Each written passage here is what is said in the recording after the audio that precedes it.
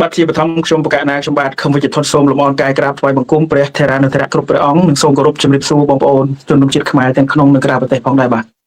សម្រាប់កម្មវិធីផ្សាយថ្ងៃទី7ខែកុម្ភៈឆ្នាំ2026នេះគឺយើងមានប្រធានបទមួយយកមកជជែកពិភាក្សាជាមួយនឹងវាគ្មិនកិត្តិយសរបស់យើងហើយវាគ្មិនកិត្តិយសរបស់យើងពីររូបថ្ងៃនេះគឺទី1បងគុំសុកទី2គឺបងទេពមនោរម្យដើម្បីកុំឲ្យខាតពេលវេលាយូរយើងសូមអ្នកបច្ចេកទេសបងបច្ចេកទេសជួយលើកវាគ្មិនកិត្តិយសរបស់យើងទាំងពីរចូលក្នុងបន្ទប់ផ្សាយបងបាទសូមជម្រាបសួរបងគុំសុកនិងជម្រាបសួរបងទេពមនោរម្យពីចម្ងាយបងបាទជម្រាបសួរបងអូនវិជាថនហើយជម្រាបសួរលោកគឹមសុកផងដែរបាទជម្រាបសួរលោកមនោហើយជម្រាបសួរយុវជនធនដែលខ្ញុំមានវាសនាបាទលើការ live នៅថ្ងៃនេះហើយជម្រាបសួរបងប្អូនអ្នកតាមដានpage របស់បាទអរគុណបងថ្ងៃនេះខ្ញុំជាយុវជនចំនួនថ្មីនេះមានកិត្តិយសហើយបងដែលបានចូលមកផ្សាយការផ្សាយបន្តផ្ទាល់ទៅជែកពិភាក្សាជាមួយបងគុំសុក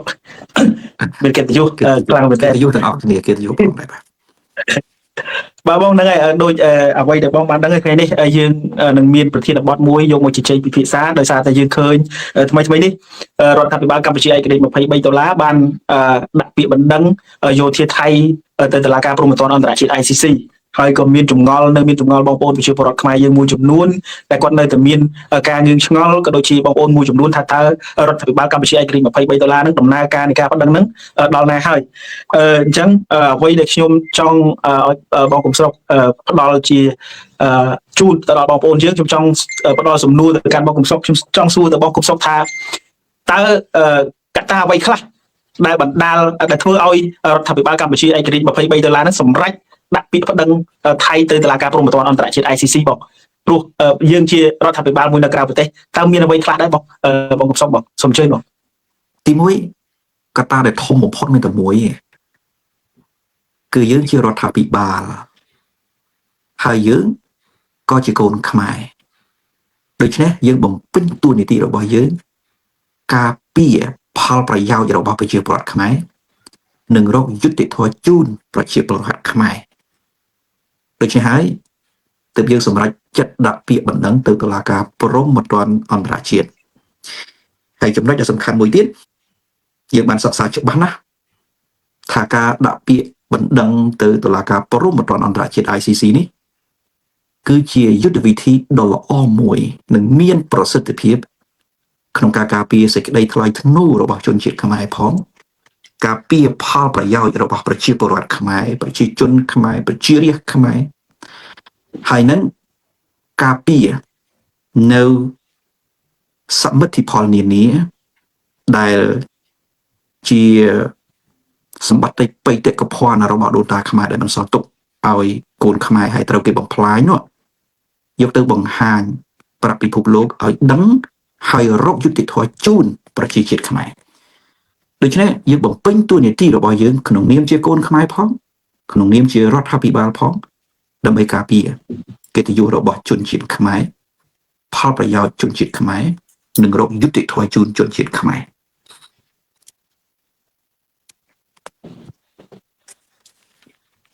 បាទអរគុណច្រើនបងអញ្ចឹងគោល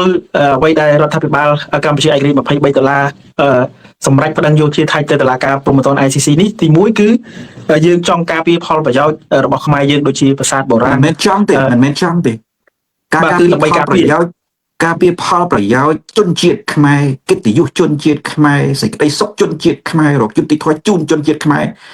មិនមែនជារឿងចំទេគឺជាកាតព្វកិច្ចដែលយើងត្រូវតែធ្វើកាតព្វកិច្ចដែលយើងត្រូវតែធ្វើដាច់ខាតក្នុងនាមយើងជាខ្មែរទោះបីយើងក្នុងនាមជាពលរដ្ឋទោះបីក្នុងនាមគណៈបកនយោបាយទោះបីក្នុងនាមសង្គមស៊ីវិលឬក៏ក្នុងនាមរដ្ឋាភិបាលយើងត្រូវតែធ្វើដាច់ខាតចុះបងគេមានរដ្ឋាភិបាលមួយនៅក្នុងប្រទេសកម្ពុជាយើងដែរគឺរដ្ឋាភិបាលដឹកនាំដោយក្រុមគ្រួសារតកូលហ៊ុនចុះរដ្ឋាភិបាលនៅក្នុងប្រទេសកម្ពុជានេះគេអត់ចេះការពារផលប្រយោជន៍របស់ជាតិទេបានជាចាំបាច់ឲ្យរដ្ឋាភិបាលក្រៅប្រទេសរដ្ឋាភិបាលកម្ពុជាឯករាជ្យ$23ហ្នឹងអ្នកប្តឹងទៅវិញបងចំណុចហ្នឹងវាមិនដែលការពារផលប្រយោជន៍របស់ប្រជាពលរដ្ឋខ្មែរទេគេមិនដែលការពារសោះឡើយហើយអ្វីដែលគេបំពេញតួនាទីគ្រាន់តែចេញសារថ្កោលទោសថ្លែងថ្កោលទោសដើម្បីយកទៅបោកប្រាស់ប្រជាពលរដ្ឋខ្មែររហូតទៅដល់គេបំពេញតួនាទីបំពេញបំណងរបស់ថៃទៀតត្រង់ណាដែលថាគេបំពេញបំណងរបស់ថៃ នៅត្រង់ថាអ្នកណានិយាយអំពីការបាត់បង់ទឹកដីនៅតាមព្រំដែនពលរដ្ឋនិយាយបង្ហាញភ័ស្តុតាងច្បាស់គេដាក់ទូកុងតេន័រគេដាក់បឡាលលួសមករាយពាត់យកដីនៃប្រទេសកម្ពុជារបស់យើងហើយកងទ័ពថៃនេះមិនមែនមករាយបឡាលលួសដាក់ទូកុងតេន័រដោយការភ័យខ្លាចទេណាមកដាក់ដោយសបាយហ្មងមករាយបឡាលលួសមកដាក់ទូកុងតេន័រហ្នឹងយកទឹកដីនៃប្រទេសកម្ពុជាមកសបាយហ្មងក៏ប៉ុន្តែរដ្ឋាភិបាលក្រុងគ្រូសាហ៊ុនទី1អត់ឃើញពង្រឹងកងកម្លាំងប្រដាប់អាវុធដើម្បីការពារទឹកដីដោយផ្ទាល់នៅចំពោះមុខនឹងត្រង់កន្លែងទេហើយទី2អត់ហ៊ានប្តឹងទេ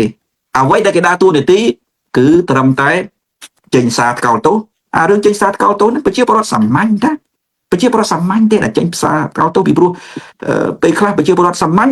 ធ្វើរហូតដល់អាចប្តឹងផងប្រជាពលរដ្ឋសាមញ្ញដូចជាករណីអក្រិតកម្មដូចជាលោកមួនពេជ្រគាត់ជាប្រជាពលរដ្ឋសាមញ្ញគាត់អាចប្តឹងផងប៉ុន្តែខ្ញុំចង់និយាយថាប្រជាពលរដ្ឋសាមញ្ញខ្លះដែលគាត់មិនដឹងនីតិវិធីគាត់មិនបានយល់អំពីគោលការណ៍ច្បាប់ធ្វើបែបណាគាត់មានអារម្មណ៍ស្នេហាជាតិការពារទឹកដីអញ្ចឹងទៅគាត់ស្អប់អំពើឈ្លានពានស្អប់អំពើអក្រិតកម្មគាត់ថ្កោលទោសហើយរដ្ឋាភិបាលក្រុងគ្រួសារហ៊ុននៅប្រទេសកម្ពុជាបច្ចុប្បន្នគឺធ្វើប៉ុណ្ណឹងធ្វើដូចប្រជាពលរដ្ឋសាមញ្ញដែលមិនបានដឹងនីតិវិធីអញ្ចឹងហើយលើសពីនឹងទៀតចាប់ខ្មែរដាក់គុកដែលរិះគន់អំពីការបាត់បង់ទឹកដីនៃប្រទេសកម្ពុជាដូច្នេះពួកគេមិនមែនជារដ្ឋាភិបាលតំណាងឲ្យប្រជាជាតិខ្មែរទេពួកគេមិនបានការពារផលប្រយោជន៍របស់ប្រជាពលរដ្ឋខ្មែរឡើយបាទបងដូច្នេះបញ្ជាក់ថារដ្ឋាភិបាលលោកហ៊ុនសែនលោកហ៊ុនម៉ាណែតហ្នឹងគឺគ្មានបំណងណាឬមួយក៏គឺចង់ការពារផលប្រយោជន៍ប្រជាពលរដ្ឋខ្មែរទេគឺអត់ដាច់ខាតឥឡូវខ្ញុំការពារផលប្រយោជន៍ប្រជាពលរដ្ឋខ្មែរទេហើយខ្ញុំសូមរំលឹកបន្តិច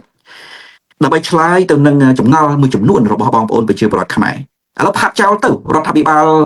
លោកហ៊ុនម៉ាណែតនោះអត់បានធ្វើកិច្ចការដើម្បីការពារទឹកដីនិងការពារផលប្រយោជន៍ប្រជាពលរដ្ឋខ្មែរទេងាកមកការងាររបស់យើងដែលបានប្តឹងទៅតុលាការព្រហ្មទណ្ឌអន្តរជាតិយើងអត់បានប្តឹងទៅតុលាការយុតិធធអន្តរជាតិ ICJ អំពីទឹកដីណាយើងប្តឹងទៅតុលាការព្រហ្មទណ្ឌអន្តរជាតិ ICC តាក់ទងទៅនឹងអក្រិតកម្មហើយយើងប្តឹងទាំងពីរភាគីថៃដែលយើងប្តឹងអំពីបទអក្រិតកម្មសង្គ្រាមហើយយើងមានភស្តុតាងរាយរាប់នៅក្នុងបញ្ជីប្តឹងរបស់យើងមេធាវីអន្តរជាតិលោកក៏បានសរសេររបាយការណ៍ច្បាស់ដាក់បញ្ជូនទៅតុលាការព្រហ្មទណ្ឌអន្តរជាតិរួចហើយដែរហើយទី2យើងប្តឹងរដ្ឋាភិបាលលោកហ៊ុនម៉ាណែតដែលមិនទទួលខុសត្រូវក្នុងការការពារជនស៊ីវិលបើទោះបីជារដ្ឋាភិបាលលោកហ៊ុនម៉ាណែតបានដឹងថាថៃផ្លោកមកក៏ដោយម្យ៉ាងវិញទៀតរដ្ឋាភិបាលលោកហ៊ុនម៉ាណែតយកជនស៊ីវិលធ្វើជាខែលសម្រាប់លេងល្បែងសង្គ្រាមទៅទៀតមានន័យថាឲ្យជនស៊ីវិលទៅស្លាប់នៅក្នុងសមរភូមិដែលការស្លាប់ជនស៊ីវិលនេះរដ្ឋាភិបាលហ៊ុនម៉ាណែតដឹងជាមុនហើយមិនការពារដឹងជាមុនហើយមិនជំនះអាហ្នឹងគឺពាក់ព័ន្ធទៅនឹងអក្រិតកម្មដែរ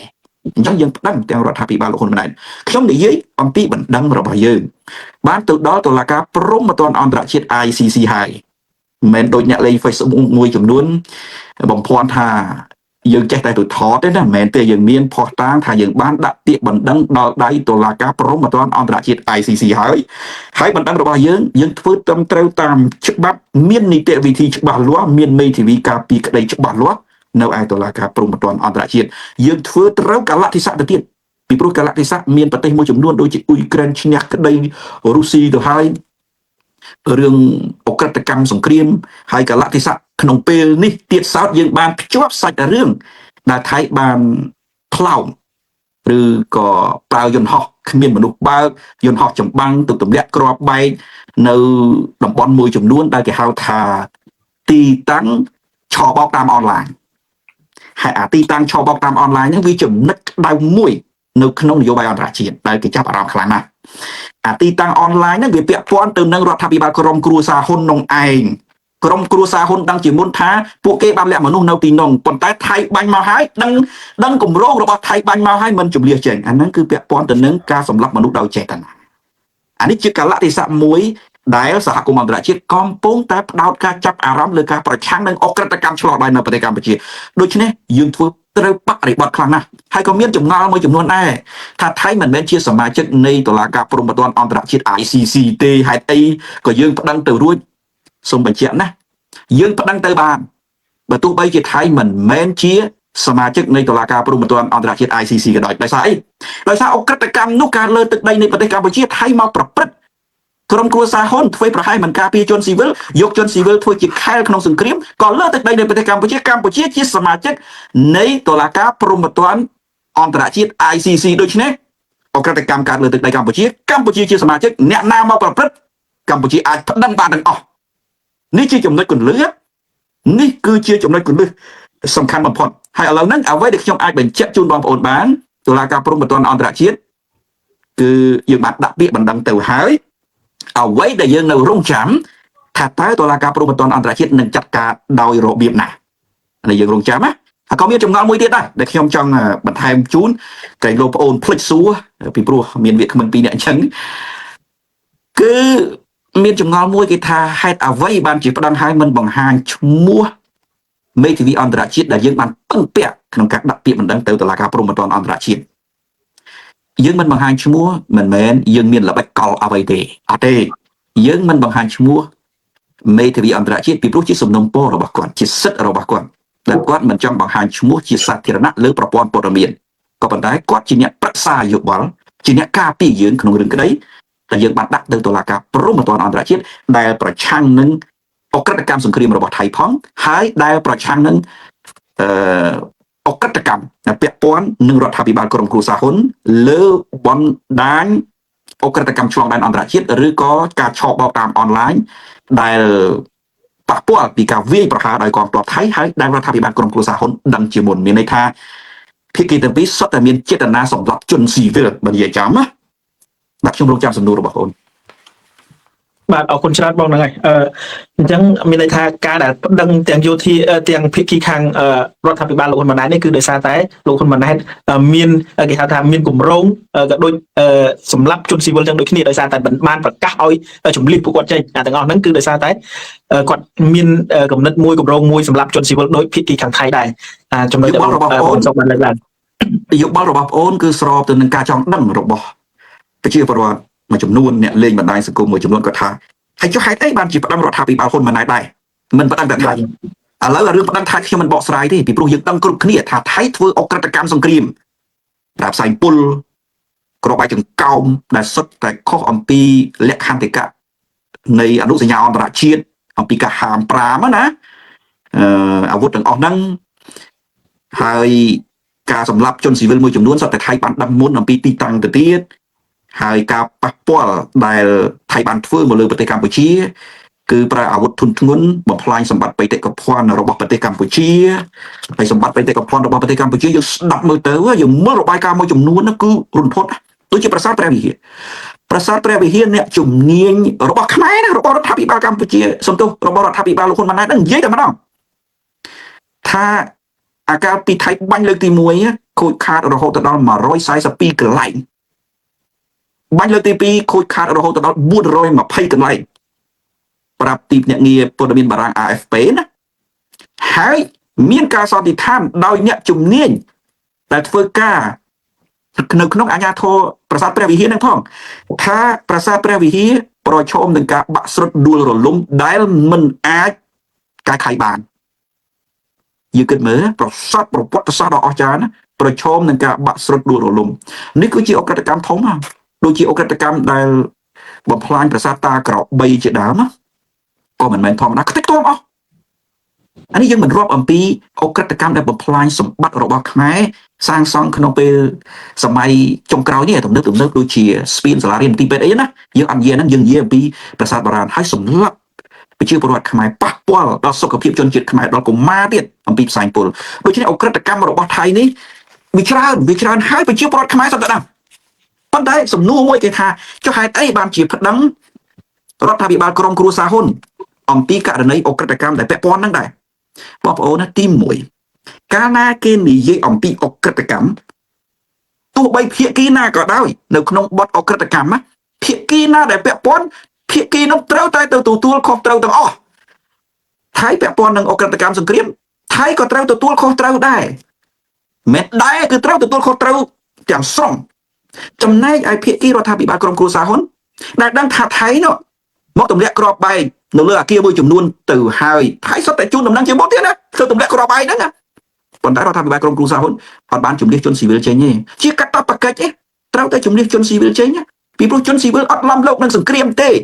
ជនស៊ីវិលត្រូវតែការពារដោយភាគីណាក៏ដោយមិនអាចប៉ះពាល់ជនស៊ីវិលឡើយនេះភាគីទាំងពីរសុទ្ធតែដឹងថាតំបន់ហ្នឹងមានជនស៊ីវិលថៃទម្លាក់គ្រាប់បែកក្រុមហ៊ុនសែនក្រុមហ៊ុនម៉ាណែតដឹងថាថៃទម្លាក់គ្រាប់បែកអត់ទៅជំនះជនស៊ីវិលចេញទៀតទាំងខ្មែរទាំងបរទេសនេះគឺជាការពាក់ព័ន្ធអក្រិតកម្មដោយចេតនាណាអញ្ចឹងកាលណាមានការពាក់ព័ន្ធដោយចេតនាអញ្ចឹងណាអ្នកពាក់ព័ន្ធនឹងអក្រិតកម្មត្រូវតែទទួលខុសត្រូវអាហ្នឹងហើយដែលខ្ញុំបញ្ជាក់ជូនបងប្អូនប្រជាពលរដ្ឋខ្មែរថារកយុត្តិធម៌ជូនជនស៊ីវិលនិងប្រជាពលរដ្ឋខ្មែរហើយដើម្បីរកយុត្តិធម៌អ្នកពាក់ព័ន្ធដែលប្រព្រឹត្តបទអក្រិតត្រូវតែប្រឈមចំពោះមុខច្បាប់អានេះទី1ទី2រដ្ឋាភិបាលលោកហ៊ុនម៉ាណែតមិនបានការពារប្រជាពលរដ្ឋខ្មែរទេ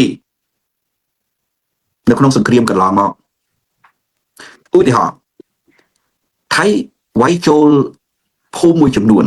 ដូចជាភូមិព្រៃច័ន្ទភូមិជោគជ័យភូមិជាច្រើនទៀតថៃវាយចូលថៃបាច់ផ្សែងពុលអីជាដើមរដ្ឋាភិបាលហ៊ុនម៉ាណែតសុទ្ធតែដឹងប៉ុន្តែរដ្ឋាភិបាលហ៊ុនម៉ាណែតខ្លួនឯងនេះអត់បានទៅបង្ហាញគម្រោងប្រាប់ប្រជាពលរដ្ឋហើយយកប្រជាពលរដ្ឋចេញពីតំបន់គ្រោះថ្នាក់ឡើយគឺប្រជាពលរដ្ឋខ្លួនឯងទីណាត់ទីណែងរកកន្លែងរស់ដោយសមត្ថភាពដោយយថាកម្មរបស់ពួកគាត់ហើយរដ្ឋាភិបាលលោកហ៊ុនម៉ាណែតអួតអំពីមធ្យោបាយនេះមធ្យោបាយនោះកាលណារដ្ឋាភិបាលនឹងអួតអំពីមធ្យោបាយបានន័យថាគេមានលទ្ធភាពនិងមានមធ្យោបាយដើម្បីធ្វើការហើយចុះបើមានលទ្ធភាពនិងមធ្យោបាយដើម្បីរំដោះប្រជាពលរដ្ឋចេញហើយមិនរំដោះនោះមានន័យថាអត់ការពារប្រជាពលរដ្ឋទេអត់ការពារទាំងកងទ័ពទៀតនោះមានន័យថាម៉េចនោះមានន័យថារដ្ឋាភិបាលលោកហ៊ុនម៉ាណែតមានចេតនាយកជនស៊ីវិលមានចេតនាយកកងទ័ពឲ្យទៅប្រឈមទៅនឹងកំភ្លើងរបស់ថៃនេះគេហៅថាអក្រិតកម្មណាចេតនាបែបនេះគេហៅថាការចូលរួមប្រព្រឹត្តអក្រិតកម្មមួយវិញទៀតខ្ញុំចង់បញ្ជាក់ជូនបងប្អូនប្រជាពលរដ្ឋដែរយើងឃើញថារដ្ឋាភិបាលលោកហ៊ុនម៉ាណែតគឺពាក់ព័ន្ធដោយចេតនាមិនការពារទឹកដីមិនការពារជនស៊ីវិលក៏គ្មានសមត្ថភាពការពារកងទ័ពមិនបំពាក់អាវុធឲ្យកងទ័ពរុញកងទ័ពទៅស្លាប់ដូច្នេះនេះជាមូលហេតុដែលយើងត្រូវបង្ហាញមុខរដ្ឋាភិបាលហ៊ុនម៉ាណែតនឹងឲ្យច្បាស់ថាជារដ្ឋាភិបាលដែលនៅពីក្រោយការពាក់ព័ន្ធនឹងការសម្លាប់ខ្មែរយើងនិយាយឲ្យច្បាស់ណាខ្ញុំឧទាហរណ៍មួយចុះឧទាហរណ៍ជូនបងប្អូនជាក់ស្ដែងរាល់ថ្ងៃយើងឈឺចាប់នឹងវៀតណាមឈ្លានពានយើងឈឺចាប់នឹងថៃឈ្លានពានទោះបីយើងឈឺចាប់វៀតណាមឈ្លានពានឈឺចាប់នឹងថៃឈ្លានពានកម្រិតណាក៏ដោយបើយើងត្រឹមតែអង្គុយជេរវៀតណាមបើយើងត្រឹមតែអង្គុយជេរថៃវាអត់បានលទ្ធផលអីទេយើងអង្គុយជេរគេនៅតែឈ្លានពានមូលហេតុអីយើងអង្គុយជេរគេនៅតែសម្លាប់មូលហេតុអីមូលហេតុយើងមានខ្មោចក្នុងខ្មែរយើងនិយាយស្រួលស្ដាប់គឺខ្មោចក្នុងគឺរដ្ឋាភិបាលក្រមគ្រួសារហ៊ុននឹងហើយជាខ្មោចក្នុងបើឲ្យគេឈ្លានពានបង្កលក្ខណៈឲ្យគេឈ្លានពានហើយបង្កឲ្យលក្ខណៈឲ្យគេធ្វើបាបរហូតទៅដល់បាត់បង់ជីវិតខ្មែរដូច្នេះយើងត្រូវឲ្យរដ្ឋាភិបាលនឹងទៅទទួលខុសត្រូវដែរបើមិនឲ្យរដ្ឋាភិបាលក្រមគ្រួសារហ៊ុនទទួលខុសត្រូវដែរទេយើងធ្វើតែមួយចំណែកយើងធ្វើតែមួយខាងដូច្នេះมันអាចរកយុត្តិធម៌បានក៏มันអាចការពារទឹកដីនៃប្រទេសកម្ពុជាបានដែរហើយខ្ញុំសូមបញ្ជាក់ចុងក្រោយដោយខ្លីបន្តិចចុះថាប្រសិនបើតុលាការព្រហ្មទណ្ឌអន្តរជាតិ ICC ចាត់ការណាគឺជាផលប្រយោជន៍ធំរបស់ប្រជាជាតិខ្មែរប្រជាជនខ្មែរប្រជាពលរដ្ឋខ្មែរប្រជារាស្ត្រខ្មែរមូលហេតុអីមូលហេតុទី1នឹងបើកបង្ហាញអំពីអក្រិតកម្មដែលថៃបានធ្វើមកលើប្រជាពលរដ្ឋខ្មែរមូលហេតុទី2បណ្ដឹងរបស់យើងក៏ពាក់ព័ន្ធទៅនឹងការកកាយនៅបណ្ដាញអក្រិតកម្មឆ្លងដែនអន្តរជាតិនៃក្រមគ្រួសារហ៊ុនដែរដូច្នេះក៏វាធ្វើឲ្យអំណាចផ្ដាច់ការក្រមគ្រួសារហ៊ុនកាន់តែពិបាកប្រឈមនឹងសហគមន៍អន្តរជាតិហើយការវិវត្តទៅមុខវាកាន់តែស្រួលសម្រាប់អ្នកប្រជាធិបតេយ្យរកការផ្លាស់ប្ដូរនៅប្រទេសកម្ពុជាសូមបញ្ជាក់ប៉ុណ្ណឹងបាទអរគុណច្រើនបងហ្នឹងហើយឥឡូវខ្ញុំមកវិលមកបងមនោវិញហើយខ្ញុំចង់ដឹងពីបងមនោវិញដោយសារតែបងមនោគាត់នៅខាងប្រទេសបារាំងហើយក៏គាត់បានបំពេញកិច្ចការងារច្រើនជាមួយនឹងពេលខ្លះទៅក៏បានជួបប្រធានាធិបតីប្រទេសបារាំងផងគឺកិច្ចការងារជាច្រើនដែលគាត់បានធ្វើឥឡូវនេះខ្ញុំមុននឹងខ្ញុំសួរផ្ដល់សំណួរមួយទៅកាន់បងពាក់ព័ន្ធដោយសារតែខ្ញុំបានឃើញរឿងដែលការដែលលោកហ៊ុនម៉ាណែតគាត់បានប្រកាសថាគាត់បានប្រគល់លិខិតមួយជូនទៅដល់លោកម៉ានូអែលមកក្រុងប្រធានាធិបតីរបស់ប្រទេសបារាំងនោះខ្ញុំចង់សួរបងពីរឿងថាតើវិបត្តិនៅកម្ពុជានេះប្រធានបទរបស់យើងនេះបណ្ដឹងទៅតុលាការ ICC ហើយ មានវិបត្តិនៅកម្ពុជាខ្ញុំចង់ដឹងថាវិបត្តិនៅកម្ពុជាហ្នឹងវិបត្តិអ្វីដែរបងអាចជួយបន្ថែមបានទេហើយពាក់ព័ន្ធជាមួយនឹងសំណុំរឿងតុលាការព្រហ្មទណ្ឌ ICC នេះមានអ្វីបងអាចមានអ្វីបន្ថែមពីខាងលើពីខាងក្រោយបងកំសត់ទៀតបងអាចបន្ថែមបានបងពាក់ព័ន្ធជាមួយនឹងហ្នឹងសូមជឿចុះបងម្ដងបាទខ្ញុំចង់ឲ្យអ្នកបច្ចេកទេសនឹងចាក់វីដេអូខ្លីមួយដែលពាក់ព័ន្ធជាមួយនឹងមន្ត្រីស្ថាប័នរដ្ឋាភិបាលកម្ពុជាគេរី$23ហ្នឹងលោកសាំឌីជាមួយអ្នកស្រីទឹកគឹមហ៊ុនគាត់បានធ្វើដំណើរទៅដាក់ពាក្យបណ្ដឹងតុលាការ ICC ហើយនឹងទៅជួបជាមួយនឹងមន្ត្រីក្រសួងការបរទេសរបស់ចក្រភពអង់គ្លេសហើយនឹងមន្ត្រីការបរទេសរបស់ប្រទេសហូឡង់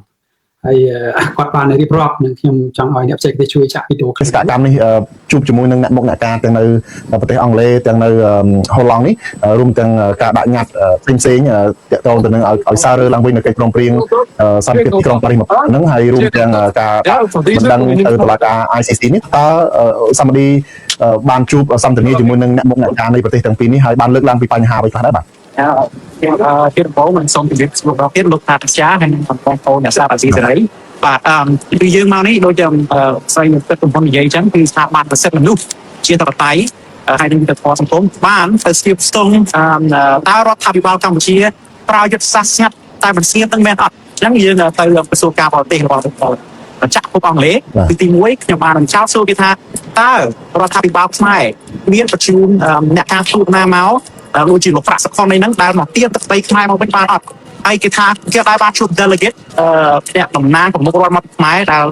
ទៅនិយាយជាមួយយកចាក់ភពអង់គ្លេសពីរឿងកាត់បង់ទឹកដីនឹងទេហើយនៅប្រទេសជិតខាងឈៀនទៀនហើយទី2យើងមកប្រទេសហូឡង់មួយសារទៀតមួយស្រីទឹកមុនមកចោទសួរក្រសួងការបរទេសគេទៀតថាតើខ្មែររដ្ឋាភិបាលខ្មែរហ្នឹងដែលតំណាងប្រជាពលរដ្ឋ17លាននាក់ហ្នឹងមានបានមកនិយាយមកពីរឿងស្លៀនពៀនឬមួយក៏បាត់បង់ទឹកដីហ្នឹងទេគេថាអត់បានជួបទេយើងជាខ្មែរដំបូងបំផុតដែលមកនិយាយពីរឿងហ្នឹងហើយគេភ្ញាក់ផ្អើលគេថាស្រុកខ្មែរគឺអ្វីដែលប្រទេសហូឡង់ហើយនឹងចក្រភពអង់គ្លេសបានចុះសន្ធិសញ្ញាដែលសម្ដេចតាបានធ្វើកិច្ចការការទូតជំនាន់ឆ្នាំ1991ហ្នឹងដើម្បីកុំឲ្យប្រទេសជិតខាងហ្នឹងឆ្លៀនពៀនខ្មែរយើងហ្នឹងប៉ុន្តែរដ្ឋាភិបាលខ្មែរអត់បានប្រើយុទ្ធសាស្ត្រហ្នឹងទេដើម្បីទាមទារទឹកដីយើងមកវិញគឺយើងគឺជាតំណាងខ្មែរប្រជាពលរដ្ឋ17លាននាក់ដំបូងគេបំផុតដែលបានមកជួបចាក់អង់គ្លេសហ្នឹងរដ្ឋាភិបាលឯករដ្ឋរបស់ប្រទេសពលរដ្ឋហើយអ្វីដែលយើងបាននិយាយគឺទី1គឺចាក់ស្រុកអង់គ្លេសគេបង្ហាញការព្រួយបារម្ភហើយក៏គេអាចថាដោយសាររដ្ឋាភិបាលខ្មែរអត់បានមកជួបគេគឺបាទចាក់បាទបងប្អូនបានឃើញហើយថាសារៈសំខាន់នៃការដាក់ពាក្យប្តឹងទៅតុលាការ ICC ឬក៏តុលាការ ICJ ឬមួយក៏រោគដំណោះស្រាយតាមរយៈសន្ធិសញ្ញាទីក្រុងប៉ារីសនេះគឺជាសារៈសំខាន់បំផុតដែលជាខែលការពារដ៏ចម្បងសម្រាប់ប្រទេសកម្ពុជាយើងទាំងអស់គ្នាយើងដឹងហើយថាប្រទេសកម្ពុជាយើងគ្មានអាវុធយុទ្ធភណ្ឌណាដើម្បីទៅការពារបូរណភាពទឹកដីទប់ទល់ជាមួយនឹងខាងលិចគឺជាថៃខាងកើតគឺជាវៀតណាមគឺយើងអត់មានកម្លាំងឯណាទៅការពារទេយើងមានអ្វីដែលយើងអាចការពារបានគឺមានតែខែលអន្តរជាតិគឺ PPA សន្ធិសញ្ញាទីក្រុងប៉ារីសមានតែការដាក់ពាក្យប្តឹងទៅតុលាការព្រហ្មទណ្ឌអន្តរជាតិហើយមានតែប្តឹងទៅតុលាការយុត្តិធម៌អន្តរជាតិអញ្ចឹងប្រសិនបើខ្មែរយើងចាប់ដើមយកច្បាប់អន្តរជាតិទៅការពារគឺអាចជៀសវាងសង្គ្រាមខ្ញុំយល់ជឿជាក់ថាប្រសិនបើខ្មែរយើងរដ្ឋាភិបាលខ្មែរយើងដាក់ពាក្យប្តឹងតាំងពីដំបូងណាទៅតុលាការ ICJ ណាគឺប្រកាសជានឹងមិនមានសង្គ្រាមទេដោយសារថៃគេដឹងថាគេនឹងប្រឈមមុខជាមួយនឹងតុលាការយុត្តិធម៌អន្តរជាតិអញ្ចឹងគេមិនហ៊ានមកធ្វើសង្គ្រាមរំលោភឈានពានខ្មែរហើយមកបាញ់មកកំទេចប្រាសាទបុរាណរបស់ខ្មែរទេប៉ុន្តែដល់ពេលរដ្ឋាភិបាលខ្មែរយើងនេះដែលមានចំណុចខ្សោយដែលគាត់ជាប់ចំណងជាមួយខាងលិចផងខាងកើតផងដែលគាត់ជាប់ចំណងជាមួយនឹងអក្រិតកម្មឆ្លងដែន cyber scam ឯផងគាត់អត់ហ៊ានប្តឹងអញ្ចឹងអាចចំណុចខ្សោយណាដែលធ្វើឲ្យថៃនឹងធ្វើសង្គ្រាមឈានពានប្រទេសកម្ពុជាជាលើកទី2អញ្ចឹងចំណុចសំខាន់ដែលរដ្ឋាភិបាលឯករាជ្យ23ដុល្លារដាក់ពាក្យបណ្ដឹងនេះគឺដាក់ដើម្បីទប់ស្កាត់ដើម្បីកុំឲ្យមានសង្គ្រាមលើកទី3ចំណុចសំខាន់ដែលពាក្យបណ្ដឹងនេះគឺពាក់ព័ន្ធជាមួយនឹងមេអក្រិតជនគឺមេដែលបង្កសង្គ្រាមទាំងមេតបថៃទាំងលោកអនុទីនឬមួយក៏រដ្ឋាភិបាលខ្មែរដែលមានពាក់ព័ន្ធនៅក្នុងបញ្ហានេះគឺជាអ្នកទទួលខុសត្រូវនៅក្នុងសង្គ្រាមនេះអញ្ចឹងរដ្ឋាភិបាលឯករាជ្យ23ដុល្លារយើងមើលឃើញថាសំណុំរឿងសង្គ្រាមដែលថៃបានកំទេចហើយបំផ្លាញទ្រព្យសម្បត្តិប្រជាពលរដ្ឋខ្មែរបំផ្លាញបេតិកភណ្ឌរបស់ប្រទេសកម្ពុជានេះគឺរដ្ឋាភិបាលរបស់ក្រុងភ្នំពេញនេះមិនហ៊ានប្តឹងទេគឺមិនបានដើរតួនាទី មិនបានបំពេញកាតព្វកិច្ចខ្លួនរបស់ខ្លួនទេអញ្ចឹងមានតែប្រជាពលរដ្ឋខ្មែរដែលនៅក្រៅប្រទេសមានតែរដ្ឋាភិបាលដែលនៅក្រៅប្រទេសហើយដែលដើរតួជំនួសរដ្ឋាភិបាលនៅក្នុងប្រទេសដោយសារតែគាត់មិនបានបំពេញភារកិច្ចក្នុងការការពារបូរណភាពទឹកដីគាត់ធ្វើអ្វីគ្រប់បែបយ៉ាងដើម្បីតែការពារអំណាចរបស់ពួកគាត់អានឹងជាចំណុចដែលជំរុញឲ្យរដ្ឋាភិបាលឯករាជ្យ23យើងនឹងរោគមេធាវីឲ្យដាក់ពាក្យបណ្ដឹងហើយខ្ញុំមិនបាច់រៀបរាប់អីច្រើនទៀតដោយសារតែលោកកឹមសុខគាត់បានរៀបរាប់លម្អិតអស់បកស្រាយអស់ហើយនឹងពាក់ព័ន្ធជាមួយនឹងការពាក្យបណ្ដឹងទៅតុលាការ ICC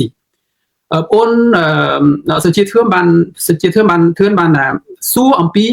លិខិតដែលលោកហ៊ុនម៉ាណែតផ្ញើមកលោកប្រធានាធិបតីបារាំងលោកអ៊ីម៉ានូអែលម៉ាក្រុងដើម្បីសុំឯកសារហើយនឹងសុំ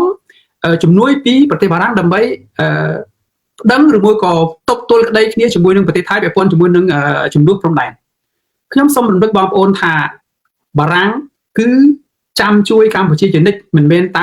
ទើបតែលោកប្រធានាធិបតីបារាំងលោកអ៊ីម៉ានូអែលម៉ាក្រុងឆ្នាំ2026ទេតាំងពីមុនមកខ្ញុំបានស្រាវជ្រាវឯកសារមួយពាក់ព័ន្ធជាមួយនឹងលិខិតដូចគ្នាលិខិតដែលនៅពេលដែលខ្មែរយើងមានចំនួនព្រំដែនរវាងខ្មែរហើយវៀតណាមនៅក្នុងឆ្នាំ2015លោក François Hollande លោកហ៊ុនសែនដែលជានាយករដ្ឋមន្ត្រីគាត់បានទៅសេលិខិតផ្ញើមកលោក François Hollande ដែលជាប្រធានាធិបតីបារាំងចំនួននោះប្រធានាធិបតីបារាំងបានឆ្លើយតបទៅវិញថាគាត់មានការសោមនស្សរីករាយនៅក្នុងការជួយប្រទេសកម្ពុជាដែលប្រទេសកម្ពុជាចាប់ផ្ដើមវាស់វែងព្រំដែនដោយកំណត់ព្រំដែនដោយប្រើផែនទីដែលគូសដោយបារាំងនៅក្នុងពេលដែលបារាំងធ្វើអាណានិគមនៅក្នុងប្រទេសកម្ពុជាអញ្ចឹងគាត់មានកិត្តិយសនៅក្នុងការជួយកម្ពុជាហើយបារាំងឈរនៅបរិសានុភាពឯករាជ្យរបស់ខ្លួនគឺធ្វើយ៉ាងណាឲ្យភាគីទាំងសងខាងទទួលបានយុត្តិធម៌គឺបារាំងបកគលផែនទី NGI មកឲ្យលោកហ៊ុនសែននៅក្នុងឆ្នាំ2015តាមរយៈស្ថានទូតខ្មែរស្ថានទូតបារាំងប្រចាំទីក្រុងភ្នំពេញហើយបារាំងសន្យាបញ្ជូនអ្នកឯកទេសក្រុមអ្នកឯកទេសមកវាស់វែងព្រំដែននៅក្នុងកម្ពុជាវៀតណាមហ្នឹងប្រសិនបើភាគីកម្ពុជានិងវៀតណាមស្នើសុំប៉ុន្តែនៅពេលដែលលោកហ៊ុនសែនទទួលបានលិខិតទទួលបានជំនួយការសន្យាជួយពីប្រធានាធិបតីបារាំងហើយលោកហ៊ុនសែនអត់បានយកផែនទី NGI ដែលបារាំងគូនៅសម័យអាណានិគមបារាំងយកទៅវាស់ទេលោកហ៊ុនសែនបានប្រើផែនទីដែលវៀតណាមគូផែនទីដែលវៀតណាមផលិតយកទៅវាស់វែងព្រំដែនធ្វើឲ្យកម្ពុជាយើងបាត់បង់ទឹកដីរហូតដល់ឥឡូវហើយសំណួរមួយទៀតលោកហ៊ុនសែនអត់បានស្នើសុំជំនួយការស្នើសុំអ្នកឯកទេសបារាំងយកទៅវាស់វែងព្រំដែនកម្ពុជាវៀតណាមទេដោយសារទំនងជាលោកហ៊ុនសែនហ្នឹងរងសម្ពាធអំពីខាងវៀតណាមដែលគេមិនអោយយកផែនទីដែលបារាំងគូនោះបើយកផែនទីបារាំងគូខ្មែរនឹងអាចរក្សាបាននៅបូរណភាពទឹកដីរបស់ខ្លួនហើយវៀតណាមគេអាចរំលោភឈ្លានពានទឹកដីខ្មែរបានអញ្ចឹងហើយបានការដែលលាក់បាំងលិខិតដែលឆ្លើយតបរបស់លោកប្រធានាធិបតីបារាំងលោក François Hollande ហើយធ្វើឲ្យលោកហ៊ុនសែនប្រើផែនទីដែលវៀតណាមគូសយកទៅវាស់វែងយកផែនទីដែលបារាំងផ្ញើទៅឲ្យកម្ពុជានឹងទៅកុហកប្រជាពលរដ្ឋខ្មែរថារកផែនទីអត់ឃើញទេហើយយកផែនទីដែលវៀតណាមគូសយកទៅវាស់វែងព្រំដែនកម្ពុជាវៀតណាមទៅអាហ្នឹងចំណុចទី1ឥឡូវឆ្នាំ2026នេះលោកហ៊ុនម៉ាណែតទៅសេលិខិតដូចគ្នាទៅសេលិខិតមកលោកប្រធានាធិបតីបារាំងលោកអ៊ីម៉ានូអែលម៉ាក្រុងស្នើសុំជំនួយពីលោកអ៊ីម៉ានូអែលម៉ាក្រុងស្នើសុំឯកសារផែនទីដើម្បីយកទៅប្តឹងជាដំណាក់លោកប្រធានាធិបតីម៉ាក្រុងឆ្លើយតបទៅហើយវាមិនមែនទៅតែនឹងឥឡូវទេគាត់ឆ្លើយតបតាំងពីឆ្នាំ2025ដែលលោកហ៊ុនម៉ាណែតបានមកធ្វើទស្សនកិច្ចទៅក្នុងប្រទេសបារាំងមកចូលរួមនៅមហាសន្និបាតសមុទ្រអង្គការសហប្រជាជាតិនៅទីក្រុងនីសខ្ញុំនៅចាំលោកអ៊ីម៉ានូអែលម៉ាក្រុងនឹងបានសន្យាបកគលផែនទីបកគលឯកសារជួយកម្ពុជាទាំងអស់ប៉ុន្តែតាំងពីនឹងរហូតដល់ពេលនេះនៅតែអត់មាន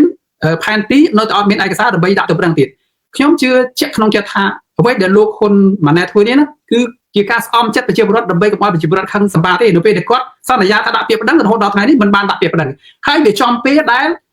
រដ្ឋាភិបាលឯករាជ្យ23ដុល្លារយើងដាក់ពាក្យប្តឹងថ្ងៃទី4ខែមករាហើយលោកហ៊ុនសែននឹងបានលោកម៉ាណែតនឹងបានទៅសេសបុតថាគាត់នឹងបានទៅសេសបុតស្នើសុំឯកសារពីប្រធានាធិបតីបារាំងនៅថ្ងៃទី4មករាដូចគ្នានៅពេលដែលយើងដាក់ពាក្យប្តឹងគាត់ក៏ទៅសេសបុតមកដើម្បីស្អំចិត្តប្រជាពលរដ្ឋអញ្ចឹងទៅ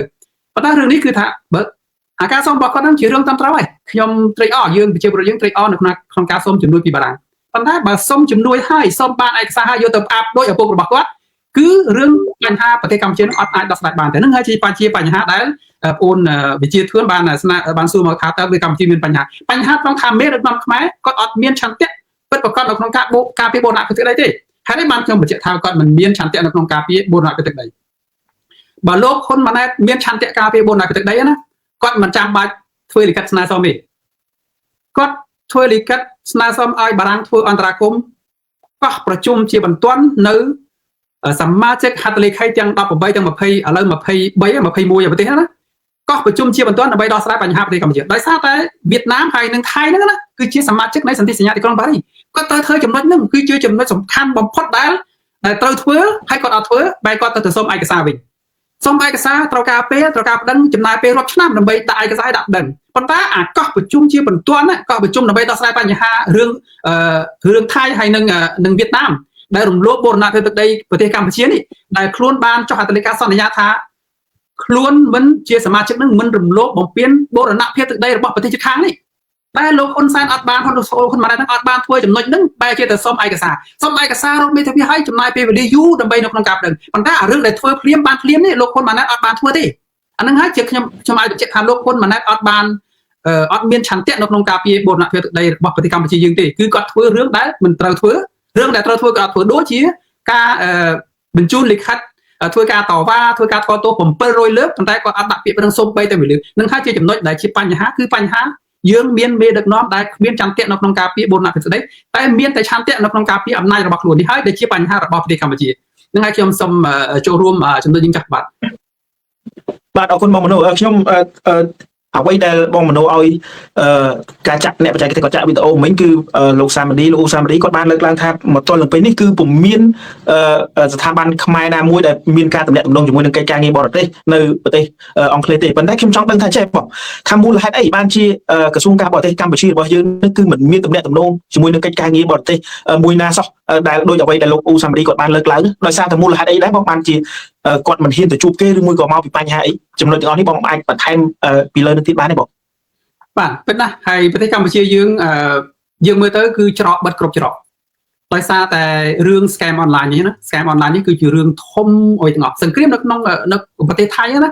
ាគឺជាការ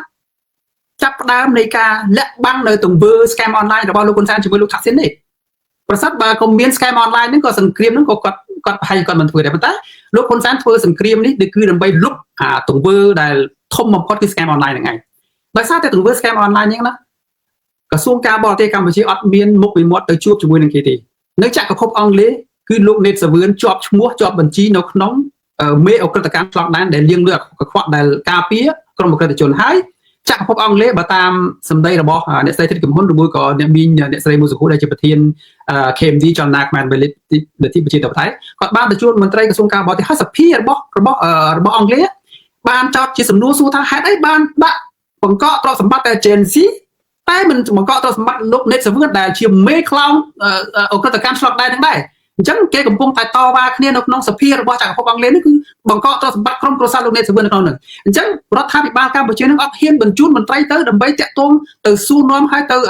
យទៅរាយការណ៍ប្រាប់គេថាឥឡូវលោកចក្រភពអង់គ្លេសនឹងប្រទេសមួយជាប្រទេសសមាជិកនៃសន្ធិសញ្ញាទីក្រុងប៉ារីសឥឡូវប្រទេសថៃនឹងកំពុងតែរំលោភបូរណភាពទឹកដីប្រទេសកម្ពុជាហើយឥឡូវអ្នកឯងទៅជួយអន្តរាគមន៍អត់ហ៊ានទៅទេដោយសារតែខ្លួនជាប់ពាក់ព័ន្ធជាមួយនឹងអំពើអក្រិតកម្មឆ្លងដែនហើយទៅប្រទេសហូឡង់ដូចគ្នាប្រទេសហូឡង់ក៏មន្ត្រីខ្មែរយើងរដ្ឋាភិបាលឪកូនរបស់លោកហ៊ុនសែនអត់ទៅហ៊ានទៅជួបគេទេដោយសារតែយើងមានជាប់ពាក់ព័ន្ធជាមួយនឹងទង្វើ scam online នេះឯងដែលធ្វើឲ្យមន្ត្រីខ្មែរនឹងរៀងគឺថានៅក្នុងប្រទេសអត់ហ៊ានដើរចេញទៅក្រៅប្រទេសដោយសារតែទៅប្រទេសណាក៏គេចោទសួរអំពីតើហេតុអីបានឯងមានពាក់ព័ន្ធជាមួយនឹងអក្រិតកម្មឆ្លងដែនហើយអក្រិតកម្មឆ្លងដែននេះដែលមានទីប្រឹក្សា agency ជាមេខ្លោងធំជាទីប្រឹក្សាបងសិនលោកវិជាអាចដាក់ជាសំណួរសួរថាសិនបើខ្ញុំរើសលោកបើថាលោកកឹមសុខចុះលោកកឹមសុខជ្រើសរើសខ្ញុំជាទីប្រឹក្សាតើលោកកឹមសុខនិងខ្ញុំអ្នកណាធំជាងខ្ញុំជាទីប្រឹក្សារបស់លោកកឹមសុខតើលោកកឹមសុខនេះគឺជាអ្នកបញ្ជារបស់ខ្ញុំគឺជាមេរបស់ខ្ញុំអញ្ចឹងលោកហ៊ុនសែនដែលរើសយកលោកចិនស៊ីជាទីប្រឹក្សានេះគឺលោកហ៊ុនសែននេះជាមេរបស់លោកចិនស៊ីអញ្ចឹងហើយបានលោកហ៊ុនសែននិងលោកហ៊ុនម៉ាណែតនេះណាគឺអត់អាចដើរទៅប្រទេសណាទេប្រទេសហត្ថលេខីទាំង18ណាគឺរងចាំឲ្យប្រទេសកម្ពុជាដាក់ពាក្យប្តឹងមកដើម្បីដោះស្រាយបញ្ហាប៉ុន្តែលោកហ៊ុនសែនអត់ហ៊ានអត់ធ្វើទេដោយសារគាត់ពាក់ព័ន្ធជាមួយនឹងផលប្រយោជន៍ដែលគាត់ជាប់គាំងជាមួយនឹងទង្វើអក្រិតកម្មឆ្លងដែនឯងបានធ្វើឲ្យលោកអ៊ូសាម៉ាឌីគាត់មានការងឿងឆ្ងល់ហើយ surprise ត្រង់ថាសង្គ្រាមដែលខ្មែរបាត់បង់ទៅដីមហោដល់ពេលនេះគ្មានមន្ត្រីរដ្ឋាភិបាលណាមួយទៅធ្វើរបាយការណ៍ប្រាប់គេថាខ្លួនមានបញ្ហាបរទេសថៃនឹងឈ្លានពានទឹកដីកម្ពុជាគាត់និយាយដោយសារអីដោយសារតែខ្លួនកំពុងតែជាប់គាំងជាមួយនឹងទង្វើអក្រិតកម្មឆ្លងដែនបាទខ្ញុំសូមចូលរួមម្ដងអរគុណបាទអរគុណច្រើនបងអញ្ចឹងបាទបងសុខ បងសុំបើកសំឡេងបងអត់បើក ខ្ញុំសូមចូលរួមយោបល់បន្តិចកន្លែងហ្នឹងណាខ្ញុំធ្លាប់បាននិយាយតាំងពីដើមមកតាំងពីពាក់កណ្ដាលខែធ្នូថាបើមិនបដូរក្រុមគ្រួសារហ៊ុនចេញពីអំណាចទេវាជាកំហុសប្រវត្តិសាស្ត្រដ៏ធំហើយកំហុសប្រវត្តិសាស្ត្រនោះច្រើនណាស់ខ្ញុំបានខត់ទុកប៉ុន្តែខ្ញុំនិយាយអំពីកំហុសប្រវត្តិសាស្ត្រមួយចុះខ្ញុំចង់បញ្ជាក់ថាកាលណារដ្ឋាភិបាលក្រុមគ្រួសារហ៊ុននៅកាន់អំណាចពួកគាត់មិនហ៊ានប្តឹងថៃទេទាំងបញ្ហាទឹកដីព្រំដែនទាំងរឿងអក្រិតកម្មសង្គ្រាមរបស់ថៃអត់ហ៊ានប្តឹងថៃឡើយពីព្រោះអីតែពិតយើងនិយាយតាំងពីដើមរៀងមកនោះទី1គឺក្រុមគ្រួសារហ៊ុននឹងជាប់នៅក្នុងបណ្ដាញអក្រិតកម្មឆ្លងដែនកាលណាប្តឹងថៃគឺវាពាក់ព័ន្ធទៅនឹងការដែលថៃត្រូវវាយបកមកវិញហើយចំណុចទី2ថៃបានបង្ហាញរបាយការណ៍ថ្មីណាគេថាគេប្រមូលភស្តុតាងច្រើនណាស់ដែលទាក់ទងទៅនឹងបណ្ដាញអក្រិតកម្មឆ្លងដែនរបស់ក្រុមគ្រួសារហ៊ុនហ្នឹងដូច្នេះបើបងប្អូនប្រជាពលរដ្ឋខ្មែរនៅសង្ឃឹមថាក្រុមគ្រួសារហ៊ុនប្តឹងទៅតុលាការព្រហ្មទណ្ឌអន្តរជាតិប្រឆាំងនឹងថៃនោះគឺជាការស្រមៃចាញ់បោកក្រុមគ្រួសារហ៊ុនហើយមិនហ៊ានប្តឹងថៃទេក្រុមគ្រួសារហ៊ុនដាច់ខាតមិនហ៊ានប្តឹងថៃឡើយហើយរឿងដែលគួរឲ្យសំណើចបំផុតនៅត្រង់ណានៅត្រង់ថាថៃសារភាពថាគេបានឈ្លានពានទឹកដីកម្ពុជាហើយក្រុមគ្រួសារហ៊ុនអត់ហ៊ានប្តឹងទៀតថៃបានសារភាពថាគេឈ្លានពានទឹកដីនៃប្រទេសកម្ពុជាហើយក្រុមគ្រួសារហ៊ុនអត់ហ៊ានប្តឹងទៀតត្រង់ណាដែលថាថៃបានសារភាពថាខ្លួនឈ្លានពានថៃបានសារភាពថាខ្លួនឈ្លានពានទឹកដីនៃប្រទេសកម្ពុជានៅត្រង់ថាទី1ថៃមកទម្លាក់គ្រាប់បែកលើទឹកដីនៃប្រទេសកម្ពុជាបើទោះបីជាថៃមានលេសថាការទម្លាក់គ្រាប់បែកនោះដោយសារតែអក្រិតកម្មឆ្លងដែនក៏ដោយប៉ុន្តែនោះជាទឹកដីនៃប្រទេសកម្ពុជាថៃមិនអាចប្រើកងទ័ពមកទម្លាក់គ្រាប់បែកប្រើកងទ័ពមកវាយចូលទឹកដីនៃប្រទេសកម្ពុជាដោយគ្មានការអនុញ្ញាតឬកិច្ចសហប្រតិបត្តិការជាមួយនឹងអាជ្ញាធរនៅលើទឹកដីនៃប្រទេសកម្ពុជាឡើយកាលណាមិនមានកិច្ចសហប្រតិបត្តិការនោះគឺជាអំពើឈ្លានពានណានេះតែប្រថៃសារភាពថាឈ្លានពានតាប៉ុន្តែក្រុមគ្រួសារហ៊ុនមិនហ៊ានប្តឹងចំណុចមួយទៀតស្មើនឹងសកម្មភាពដែលថៃបានបង្ហាញថាខ្លួនឈ្លានពាននៅត្រង់ណាថៃគេឲ្យកម្មសិក្សាខាងកងទ័ពរបស់គេចូលមកប្រទេសកម្ពុជាពិនិត្យកន្លែងនេះពិនិត្យកន្លែងនោះច្រើនកន្លែងឃើញបងអូនយុវជននឹងធ្លាប់បង្ហាញច្រើនណានៅលើពិភពលោកនេះណាវាអត់មានកម្មសិក្សាយោធាឯណាទៅចូលទឹកដីនៃប្រទេសផ្សេងទៀតដោយមិនមានកិច្ចសហប្រតិបត្តិការទេអត់ទេដែលឃើញយោធាប្រទេសណាទៅចូលទឹកដីនៃប្រទេសផ្សេងទៀតដោយគ្មានការអនុញ្ញាតទេអត់ទេកាលណាជាឯកសណ្ឋានយោធាបំពាក់ប្រដាប់អាវុធយោធាចូលទឹកដីគេគឺឈ្លានពានគេណាថៃជាឈ្លានពានច្បាស់ក្រឡែកហើយសារភាពថាថៃបានឈ្លានពានទៅទៀតប៉ុន្តែហេតុអ្វីបានជាថៃហ៊ានបង្ហាញអត្ថន័យថាខ្លួនឈ្លានពានដោយមិនខ្លាចពីព្រោះគេមានគន្លឹះចងក្រុមគ្រួសារហ៊ុនជាប់នៅត្រង់ថាគេមានភស្តុតាងអំពីបណ្ដាញអក្រិតកម្មឆ្លងដែនអន្តរជាតិនោះអញ្ចឹងបានគេនិយាយថាគេបញ្យុះឲ្យក្រុមគ្រួសារហ៊ុនប្តឹងថែមទៀតណារាល់ថ្ងៃគេបញ្យុះឲ្យក្រុមគ្រួសារហ៊ុនប្តឹងថែមទៀតប៉ុន្តែក្រុមគ្រួសារហ៊ុនមិនហ៊ានប្តឹងគេចំណុចហ្នឹងហើយដែលខ្ញុំចង់បញ្ជាក់ជូនបងប្អូនថាតាំងពីដើមរៀងមក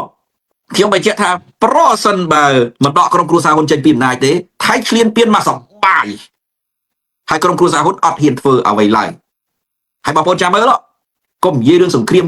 លើកទី3ទី4អីមិនមែនទី3ទី4តែប៉ុណ្្នឹងទេនឹងបន្តទៅទៀតមិនបាច់រាប់ទីប្រមាណទេសង្គ្រាមនឹងមិនចប់ទេកាលណាក្រុមគ្រួសារហ៊ុននៅតែកាន់អំណាចអត់ចប់ទេពីព្រោះហើយមានគន្លឹះនៅក្នុងដៃរបស់គេអុកក្រុមគ្រួសារហ៊ុនទៅហើយហ្នឹងអញ្ចឹងសង្គ្រាមនឹងវាបដូរតែរូបភាពទេនៅពេលដែលតានតឹងខ្លាំងថៃបាញ់ពេលដែលមិនតានតឹងខ្លាំងថៃប្រើបឡាលួថៃប្រើកុងតេន័រយកមកពាត់វាយកដីព្រំដែននៃប្រទេសកម្ពុជារបស់យើងតាមដែលថៃចង់បាននោះហើយសង្គ្រាមសប្តាហ៍ថ្ងៃគឺកំពុងតែធ្វើសង្គ្រាមហ្នឹងតាគាត់តែមិនបាញ់តាគេប្រើបឡាលួគេប្រើកងទ័ពគេប្រើអាវុធមកចូលជីកលេខដ្ឋានក្នុងទឹកដីនៃប្រទេសកម្ពុជាមកវាយកទឹកដីនៃប្រទេសកម្ពុជាដោយគ្រាន់តែប្រើកុងតេន័រឡាំងកុងតេន័រហ្នឹងคล้ายទៅជាអាវុធបន្លាចក្រុមគ្រួសារហ៊ុនមិនហ៊ានឲ្យផ្ដាំផងមិនហ៊ានឲ្យតតាំងផងឃើញទេអានោះវាជារឿងដែលអស់សំណើចណាកាលណាបងប្អូននៅតែតាមនយោបាយចាច់បោករបស់ក្រុមគ្រួសារហ៊ុនអស់ទឹកដីនៃប្រទេសកម្ពុជាហើយថៃចូលយកមកសបាយឥឡូវមិនក៏តបថៃមើល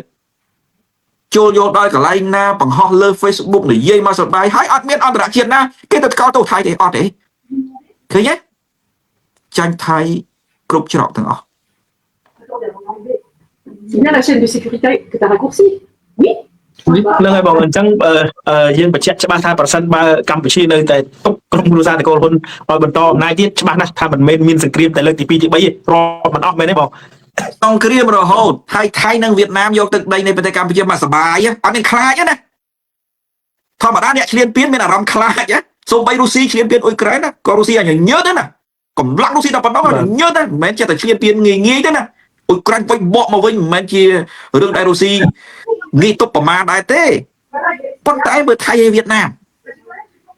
ថៃចូលមកវៀតយកមកសបាយថតដាក់ Facebook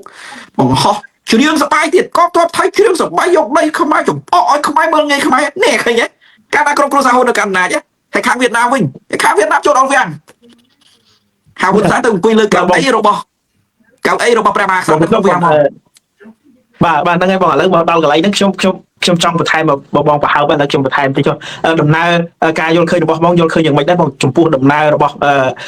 លោកតូលឹមដែលមានវត្តមាននៅក្នុងប្រទេសកម្ពុជារបស់យើងកាលពីថ្ងៃទី6នេះហើយមិនត្រឹមតែនេះទេដោយបងបានលើកឡើងចឹងចូលទៅដល់ក្នុងព្រះរាជវាំងទៀតទាំងដែលមិនមានព្រះវត្តមានរបស់ព្រះមហាក្សត្រតើបងយល់ឃើញចំណុចនេះបងយល់ឃើញយ៉ាងណាដែរវាជាការរៀបចំទុក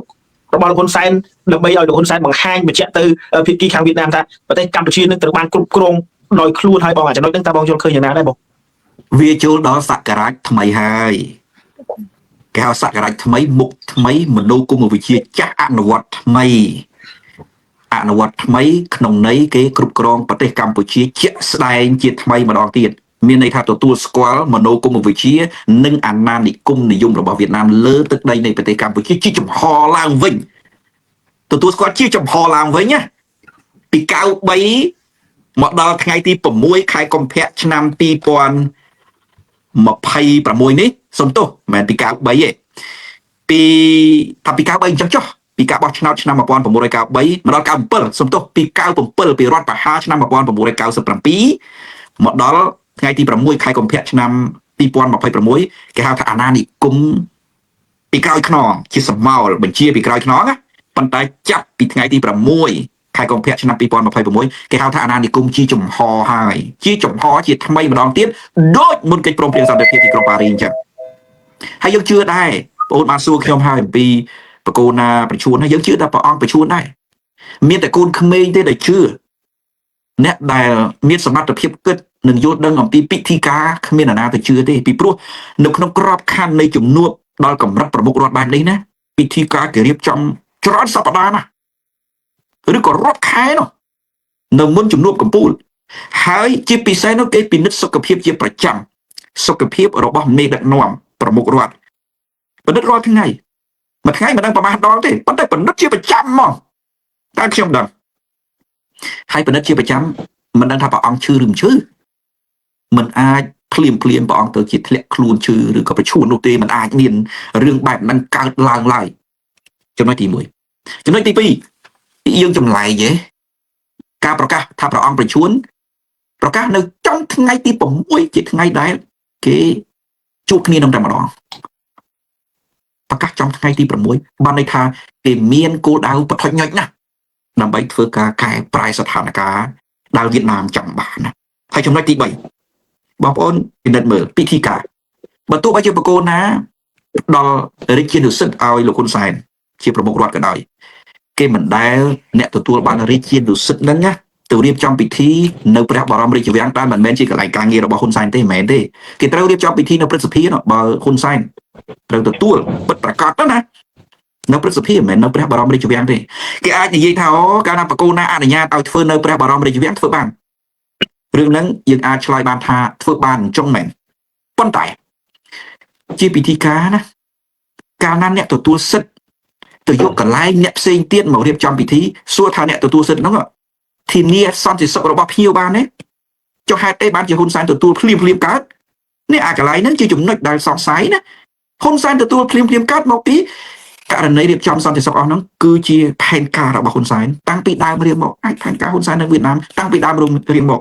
រួចហើយគ្រាន់តែដល់ពេលថ្ងៃទី6ខែកុម្ភៈទៅបខំឲ្យបកគោណាប្រាប់ព្រះបរមរាជវាំងចេញរាជសារថាចេញសារថាព្រះអង្គប្រជូនហើយលើកទូនីតិជាប្រមុខរដ្ឋទៅឲ្យលោកហ៊ុនសែននោះមានន័យថាម៉េចមានន័យថាវាជារបបនយោបាយថ្មីហើយរបបនយោបាយថ្មីនេះណាគ្រោះថ្នាក់ណាស់សម្រាប់កម្ពុជា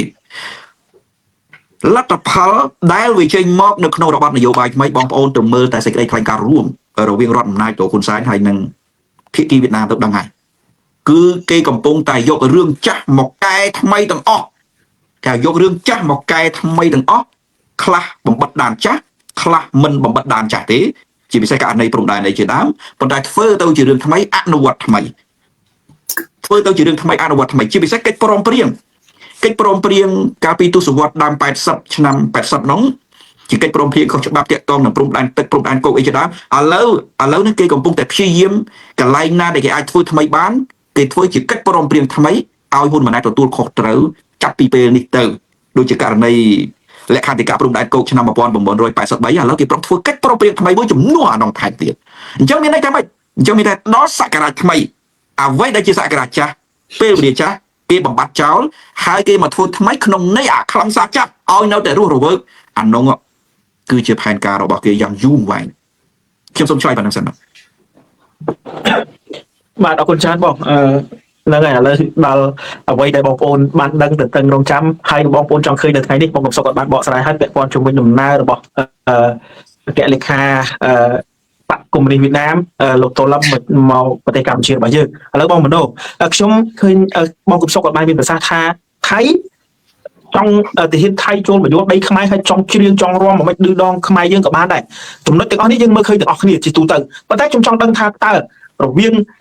អ្វីដែលអ្នកនាំពាក្យក្រសួងការពារជាតិលោកស្រីម៉ាលីសូជីតាគាត់បានលើកឡើងនឹងថាកម្ពុជាកំពុងតែរៀបចំផុសតាំងដាក់ពាក្យបណ្ដឹងទៅតុលាការព្រំប្រទាន ICC អញ្ចឹងខ្ញុំចង់ឲ្យបងមនោជួយបន្ថែមចំណុចនេះថាតើរដ្ឋាភិបាលកម្ពុជាឯករាជ្យ$23ហ្នឹងដាក់ពាក្យបណ្ដឹងហ្នឹង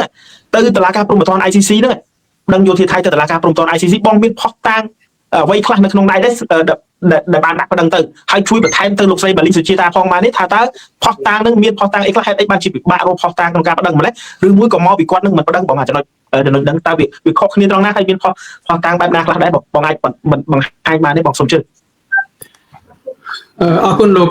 អូនវិជារឿងផុសតាំងដូចជាមិនពិបាកទេដូចជាមិនពិបាកទេព្រោះពេលដែលគេបាញ់កំទេចក៏មានអ្នកសារព័ត៌មានមាន Reuters ក៏មានសារព័ត៌មានលោកមនោខាត់លោកមនោបន្តិចបើនិយាយពីរឿងផុសតាំងណាប្អូនធនគាត់មានប្រសាសន៍ថាខាងយើងមានផុសតាំងអីខ្លះខ្ញុំនិយាយតែប្រហែលម៉ាត់ចុះបើនិយាយពីផុសតាំងណាខ្ញុំគិតថារដ្ឋាភិបាលលោកហ៊ុនម៉ាណែតមានច្រើនជាងយើងទៅទៀតយើងមានផុសតាំងយើងប្រកាសជាមានបើអត់មានយើងផ្ដឹងកើតទេយើងរៀបចំមកសលិះផុសតាំងរបស់យើងបញ្ជូនទៅតុលាការព្រំប្រទានអន្តរជាតិ ICC ឯងប៉ុន្តែខ្ញុំគិតថារដ្ឋាភិបាលហ៊ុនម៉ាណែតនឹងមានផុសតាំងច្រើនជាងយើងទៅទៀតហេតុអីបានជានៅចាំប្រមូលផុសតាំងចាំដល់ណាពេលណាបានប្តឹងដែលខ្ញុំនិយាយថាគេមិនប្តឹងទេគេមិនមែនអត់ផុសតាំងទេតែគេមិនប្តឹងហ្មងផុសតាំងមានច្រើនជាងយើងខ្ញុំគិតថាផុសតាំងច្រើនជាងយើងគុណ2គុណ3ឬច្រើនជាងហ្នឹងផងផុសតាំងដែលរដ្ឋាភិបាលក្រុងភ្នំពេញមានណាបាទត្រឹមត្រូវលោកគឹមសុខមានប្រសាសន៍ហ្នឹងគឺខ្លីហើយខ្លឹមហើយជាប្រចាប់បណ្ដោយដោយសារតែពេលដែលយើងមិនទាន់មានសង្គ្រាមណាគេដាក់ពាក្យប្តឹងដែរហេតុអីបានមានសង្គ្រាមមិនទាន់បានគេមិនទាន់ចូលឈ្លានពានផងយើងកម្រងដាក់ពាក្យប្តឹង4តំបន់ហើយដល់ហើយគេសង្គ្រាមមានសង្គ្រាមហើយគេចូលយកដីយើងរហូតដល់41កន្លែងហើយយើងអត់ដាក់ពាក្យប្តឹងមានន័យថាអានឹងជាចេតនាមិនមែនជាការរងចាំផុសតាំងទេហើយពាក់ព័ន្ធជាមួយនឹងផុសតាំងរបស់លោករដ្ឋាភិបាល$23យើងមានផុសតាំងគ្រប់គ្រាន់ហើយមេធាវីពេលមេធាវីគេសិក្សាឯកសារសិក្សាឬផ្លូវច្បាប់បើគេមើលឃើញថាមិនមានផុសតាំងគេមិនដាក់ទេបើគេដាក់ទៅគឺអត់ប្រយោជន៍អញ្ចឹងគេអត់ដាក់ទេមេធាវីគេសិក្សាច្បាស់ណាស់រឿងផុសតាំងតើផុសតាំងណាមួយដែលអាចយកទៅដាក់បានផុសតាំងណាមួយដែលមិនពិតប្រាកដដែលមិនអាចយកទៅដាក់បានគឺជាផុសតាំងខ្លាំងខ្លាយបណ្ឌិតអីគេអត់យកទេយកតែផុសតាំងណាដែលរឹងមាំហើយមានឯកសារជាក់លាក់បានគេយកទៅដាក់ហ្នឹងគេពាក់ព័ន្ធជាមួយនឹងបណ្ដឹងតុលាការ ICC មិនតាន់ ICJ ណារឿង ICJ ជារឿងមួយទៀតដែលយើងកំពុងតែដំណើរការហើយមេធាវីកំពុងតែសិក្សារឿងផុសតាំងសិក្សារឿងច្បាប់អីមួយចំនួននេះគឺជំហានទី2ជំហានទី1យើងចាត់ទុកថាយើងបានដល់ដៃតុលាការហើយតុលាការចាត់វិធានការនៅថ្ងៃណាដើម្បីហៅទៅធ្វើសវនាការយ៉ាងណានោះគឺជារឿងរបស់តុលាការនឹងយើងបានបំពេញកាតព្វកិច្ចរបស់យើងដែលជារដ្ឋាភិបាលឯករាជ្យ$23ហើយខ្ញុំចង់ចូលរួមចំណាយពាក់ព័ន្ធជាមួយនឹងរបបថ្មីដែលលោកកឹមសុខបានមានប្រសាសន៍មិញខ្ញុំស្ដាប់ឡើងព្រឹសបលព្រោះខ្ញុំមើលឃើញមិនមានចំណុចណាមួយដែលខ្មែរយើងអាចការពារបូរណភាពទឹកដីយើងបានទេប្រសិនបើដោយលោកកឹមសុខមានប្រសាសន៍ចឹងបើសិនរដ្ឋាភិបាលខ្មែរយើងមានរបបត្រកូលហ៊ុនដឹកនាំណាគឺអត់មានទេទី1ខ្ញុំចាប់អារម្មណ៍ទី1លិខិតរបស់លោកហ៊ុនម៉ាណែតណាផ្ញើមកលោកប្រធានាធិបតីអ៊ីម៉ានូអែលម៉ាក្រុងប្រទេសបារាំងណា គឺគាត់បានសម្លាប់សន្ធិសញ្ញាទីក្រុងប៉ារីសគាត់សូម្បីតែមួយម៉ាត់ក៏គាត់អត់និយាយសន្ធិសញ្ញាទីក្រុងប៉ារីសដែរក្នុងនាមបារាំងដែលជាសហប្រធានណាគាត់អត់និយាយសូម្បីតែមួយម៉ាត់ខ្ញុំសោកស្ដាយមែនទេណាខ្ញុំខកចិត្តមែនទេ លោកមនោខ្ញុំថែមយោបល់នឹងបន្តិចសំទោសខ្ញុំកាត់លោកតាមពិតណាក្នុងន័យការទូតនៅក្នុងន័យការទូតដើម្បីទៅសុំឲ្យគេជួយយើងត្រូវបង្ហាញសមិទ្ធផលរបស់គេដែលបានជួយយើងកន្លងមក បាទជាមរតក ហើយសមិទ្ធផលដែលជាមរតកសំខាន់បំផុតដែលបារាំងចង់ស្ដាប់ឮពីកម្ពុជាណាគឺគេជាប្រធានគេជាសហប្រធាននាំសន្តិភាពដល់កម្ពុជាអានោះគឺជាកិត្តិយសធំបំផុតរបស់បារាំងណាបារាំងចង់លឺអាហ្នឹងណាបើសិនជាមានរដ្ឋាភិបាលណាមួយគ្រប់គ្រងដែនដីកម្ពុជាណារំលឹកអាហ្នឹងណាអូបារាំងសប្បាយហៅកគូទៅព្រោះជាកិត្តិយសធំរបស់គេដែលនាំសន្តិភាពដែលដឹកនាំកិច្ចព្រមព្រៀងមួយនាំសន្តិភាពឲ្យប្រទេសមួយទៀតប៉ុន្តែហ៊ុនម៉ាណែតអត់បានរំលឹកទេអាកិច្ចព្រមព្រៀងសន្តិភាពទីក្រុងប៉ារីសដែលបារាំងជាសហប្រធាននោះអាហ្នឹងគេហៅថាម៉េចគេហៅថាជាចេតនាហេតុករណ៍នយោបាយសម្រាប់កិច្ចព្រមព្រៀងដែលមានប្រយោជន៍ចំពោះសង្គមជាតិឯងទី2គេហៅថាអសមត្ថភាពការទូតឬគេហៅថាចេះឬក៏អគុណធម៌ការទូតបានន័យថាអត់បានលើកនៅសមិទ្ធផលរបស់គេតែបានគេធ្វើយ៉ាងធំធេងសម្រាប់ប្រទេសកម្ពុជាយើងកាលណាមេដឹកនាំអញ្ចឹងទៅដឹកនាំប្រទេសអត់ទៅមុខទេបាទសុខធម៌របស់មនុស្សខ្ញុំលើកអំពីចំណុចហ្នឹងគឺបារាំងហ្នឹងជាបានបន្សល់នៅមរតកឲ្យខ្មែរយើងគឺមរតកធំធេងណាអាមរតកសន្ធិសញ្ញាបារាំងសៀមឆ្នាំ1904-1907ក៏ជាមរតកមួយដ៏ធំធេងដែលយើងឈ្នះដីពាក់ព័ន្ធជាមួយភាសាព្រះវិហារហើយអាមរតកដែលបន្សល់សន្ធិសញ្ញាទីក្រុងប៉ារីសឆ្នាំ1991នេះដែលធ្វើឲ្យខ្មែររស់ឡើងវិញតាមពិតគឺហ៊ុនសែននឹងសម្លាប់ខ្មែរយើងសម្លាប់នៅក្នុងឆ្នាំ1982-83សន្ធិសញ្ញាដែលគាត់ចុះជាមួយនឹងលោកលេដេថយហ្នឹងជាមួយនឹងប្រធានាធិបតីនាយករដ្ឋមន្ត្រីប្រធានាធិបតីរបស់វៀតណាមណាគឺធ្វើឲ្យខ្មែរស្លាប់ហើយប៉ុន្តែបារាំងបានមើលឃើញអន្តរជាតិមើលឃើញថាបើគេមិនមកជួយខ្មែរទេគឺខ្មែរស្លាប់អញ្ចឹងហើយបានមានសន្ធិសញ្ញាទីក្រុងប៉ារីសឲ្យខ្មែររស់ឡើងវិញប៉ុន្តែនៅពេលដែលលោកហ៊ុនម៉ាណែតសរសេរលិខិតមកបារាំងដែលជាសហប្រធានសន្ធិសញ្ញាទីក្រុងប៉ារីសណាអត់លើកសំបីតែមកថាលោកជាធ្លាប់ជាអាណាព្យាបាលរបស់ប្រទេសកម្ពុជាធ្លាប់ធ្វើឲ្យសន្ធិសញ្ញាទីក្រុងប៉ារីសធ្វើឲ្យខ្មែររស់អត់មាននិយាយមួយម៉ាត់គាត់និយាយអំពីរឿងឯកសារចឹងណាហើយពួកគណៈបកប្រជាជនណាបំភ្លៃទៀតយកលោកអេម៉ានម៉ាក្រុងទៅថាលោកអេម៉ានម៉ាក្រុងនឹងទៅបកអាក្រាតថៃមួយគាត់អត់បានធ្វើទេបងប្អូនគាត់អត់បាននិយាយស្អីរឿងនេះចឹងទេហើយលោកអេម៉ានម៉ាក្រុងនឹងគាត់ឈរនៅលក្ខណៈឯករាជ្យនៅពេលដែលគេឈរលក្ខណៈឯករាជ្យគេមិនធ្វើឲ្យមានទំនាស់ការទូតជាមួយនឹងប្រទេសជិតខាងដូចជាប្រទេសវៀតណាមឬក៏ប្រទេសថៃណាព្រោះគេមិនចាំបាច់ធ្វើទំនាស់ការទូតគេទៅបន្ទោសថៃឬក៏បន្ទោសវៀតណាមឲ្យប្រទេសពេលគេមិននិយាយទេរឿងការទូតគេមិននិយាយទេប៉ុន្តែគាត់គេគ្រាន់តែឈរកដាលរោគយុទ្ធធម៌គឺខ្មែរយើងឈ្នះហើយអញ្ចឹងបានគេមិនចាំបាច់ទៅនិយាយឲ្យខ្មែរយើងដែលនៅក្នុងប្រទេសពួកអ្នក MMO របស់គណៈបព្វជិជននឹងកំពុងតែកាត់ផ្សាយមិនដឹងស្អីរឿងតាពីរឿងហ្នឹងណាតាមលោកមនោមានប្រសាសន៍លោកហ៊ុនម៉ាណែតគួរតែនិយាយឲ្យច្បាស់បើចង់សុំឲ្យបារាំងជួយនិយាយឲ្យច្បាស់និយាយពីគុណសម្បត្តិរបស់គេទើបគេមានចិត្តជួយយើងគុណសម្បត្តិរបស់គេឧទាហរណ៍គេយកខេត្តមួយចំនួនពីក្រោមការគ្រប់គ្រងរបស់សៀមមកឲ្យខ្មែរវិញអាគុណសម្បត្តិធំរបស់គេណាដោយមានកិច្ចសហប្រតិបត្តិការជាមួយអាមេរិកជាមួយអីជាដើមយើងត្រូវតែបង្ហាញគុណសម្បត្តិគេទី2បារាំងគេជួយកំណត់ព្រំដែនអន្តរជាតិយ៉ាងច្បាស់លាស់ឲ្យប្រទេសកម្ពុជាមានទាំងអនុសញ្ញាសន្ធិសញ្ញាផែនទីអបសម្ព័ន្ធភ្ជាប់ទៀតពិតមែនសម័យនោះវាមិនច្បាស់អីដូចសម័យឥឡូវទេប៉ុន្តែប្រើប្រាស់បានសម្រាប់ការពារទឹកដីនៃប្រទេសកម្ពុជាបើយើងខូចបងតិចតួចមិនមែនគេរាយតែបាឡាលួសមិនមែនគេដាក់តែទូកុងតឺន័រមកស្រាប់តែយកដីរបស់យើងរាប់ហត្តារាប់គីឡូជុលស្រុកយើងដូចសពថ្ងៃហ្នឹងអញ្ចឹងទេនេះហើយចុងក្រោយនេះគឺកិច្ចព្រមព្រៀងការពារអធិបតេយ្យកម្ពុជាទាំងមូលមិនមែនតែជាមួយសៀមជាមួយថៃទេណា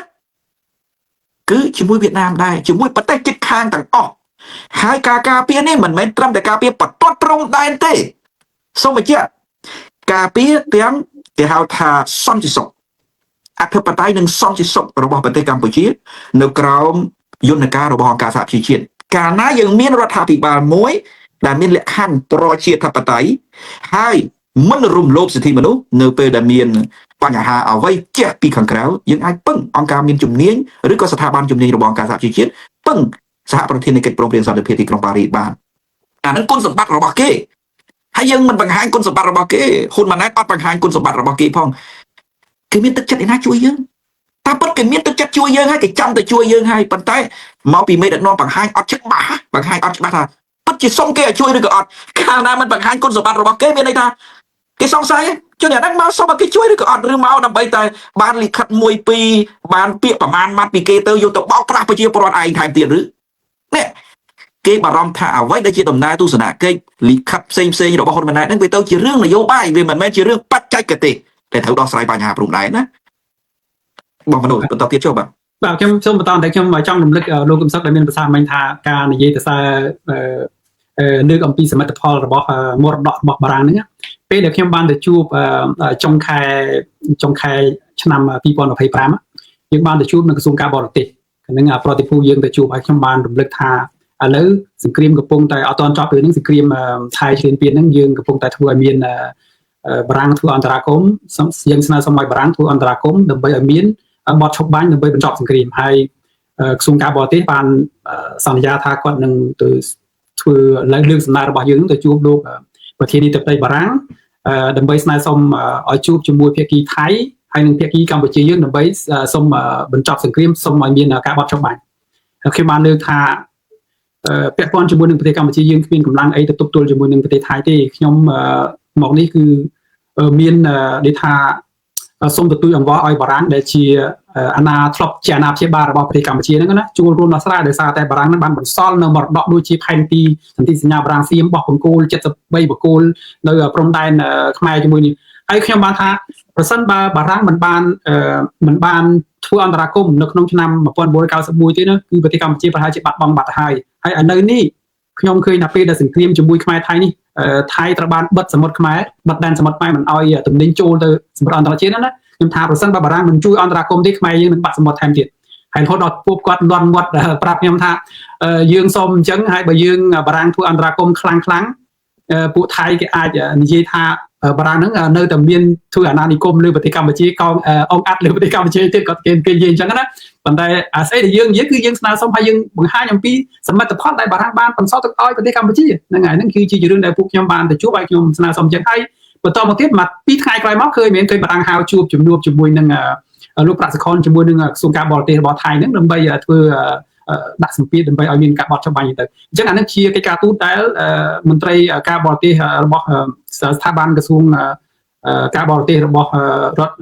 រដ្ឋាភិបាលកម្ពុជាឯករាជ្យ23ដុល្លារយើងបានធ្វើអានេះខ្ញុំចូលរួមម្ដងអរគុណ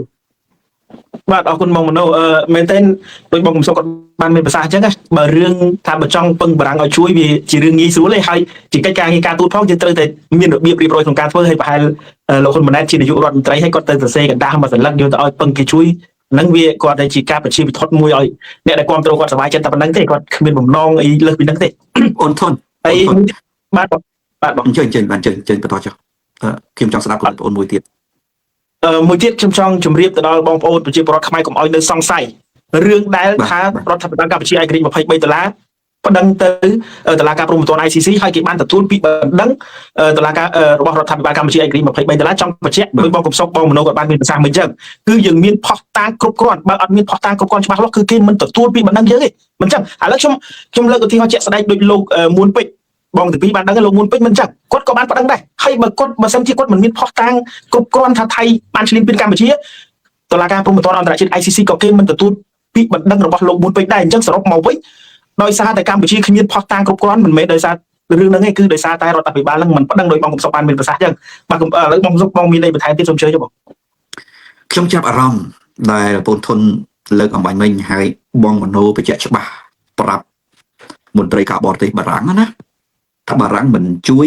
បើបារាំងមិនបានជួយឲ្យមានកិច្ចព្រមព្រៀងសន្តិភាពទីក្រុងប៉ារីសឆ្នាំ1991ទេណាសមុទ្រកម្ពុជានឹងបាត់បង់ថែមទៀតហើយកន្លែងនេះរឿងបារាំងជួយនេះណាយើងមានភ័ស្តុតាង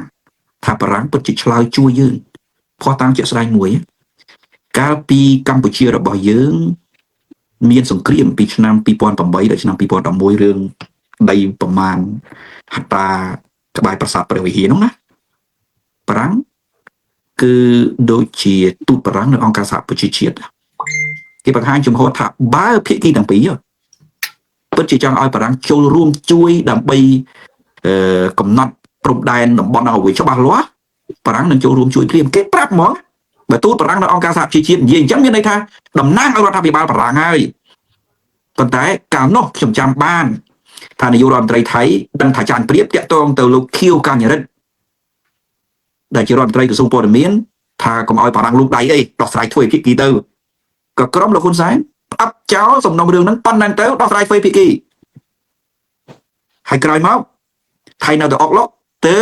ក្រុមលោកហ៊ុនសែនហ្នឹងស្នើទៅតុលាការ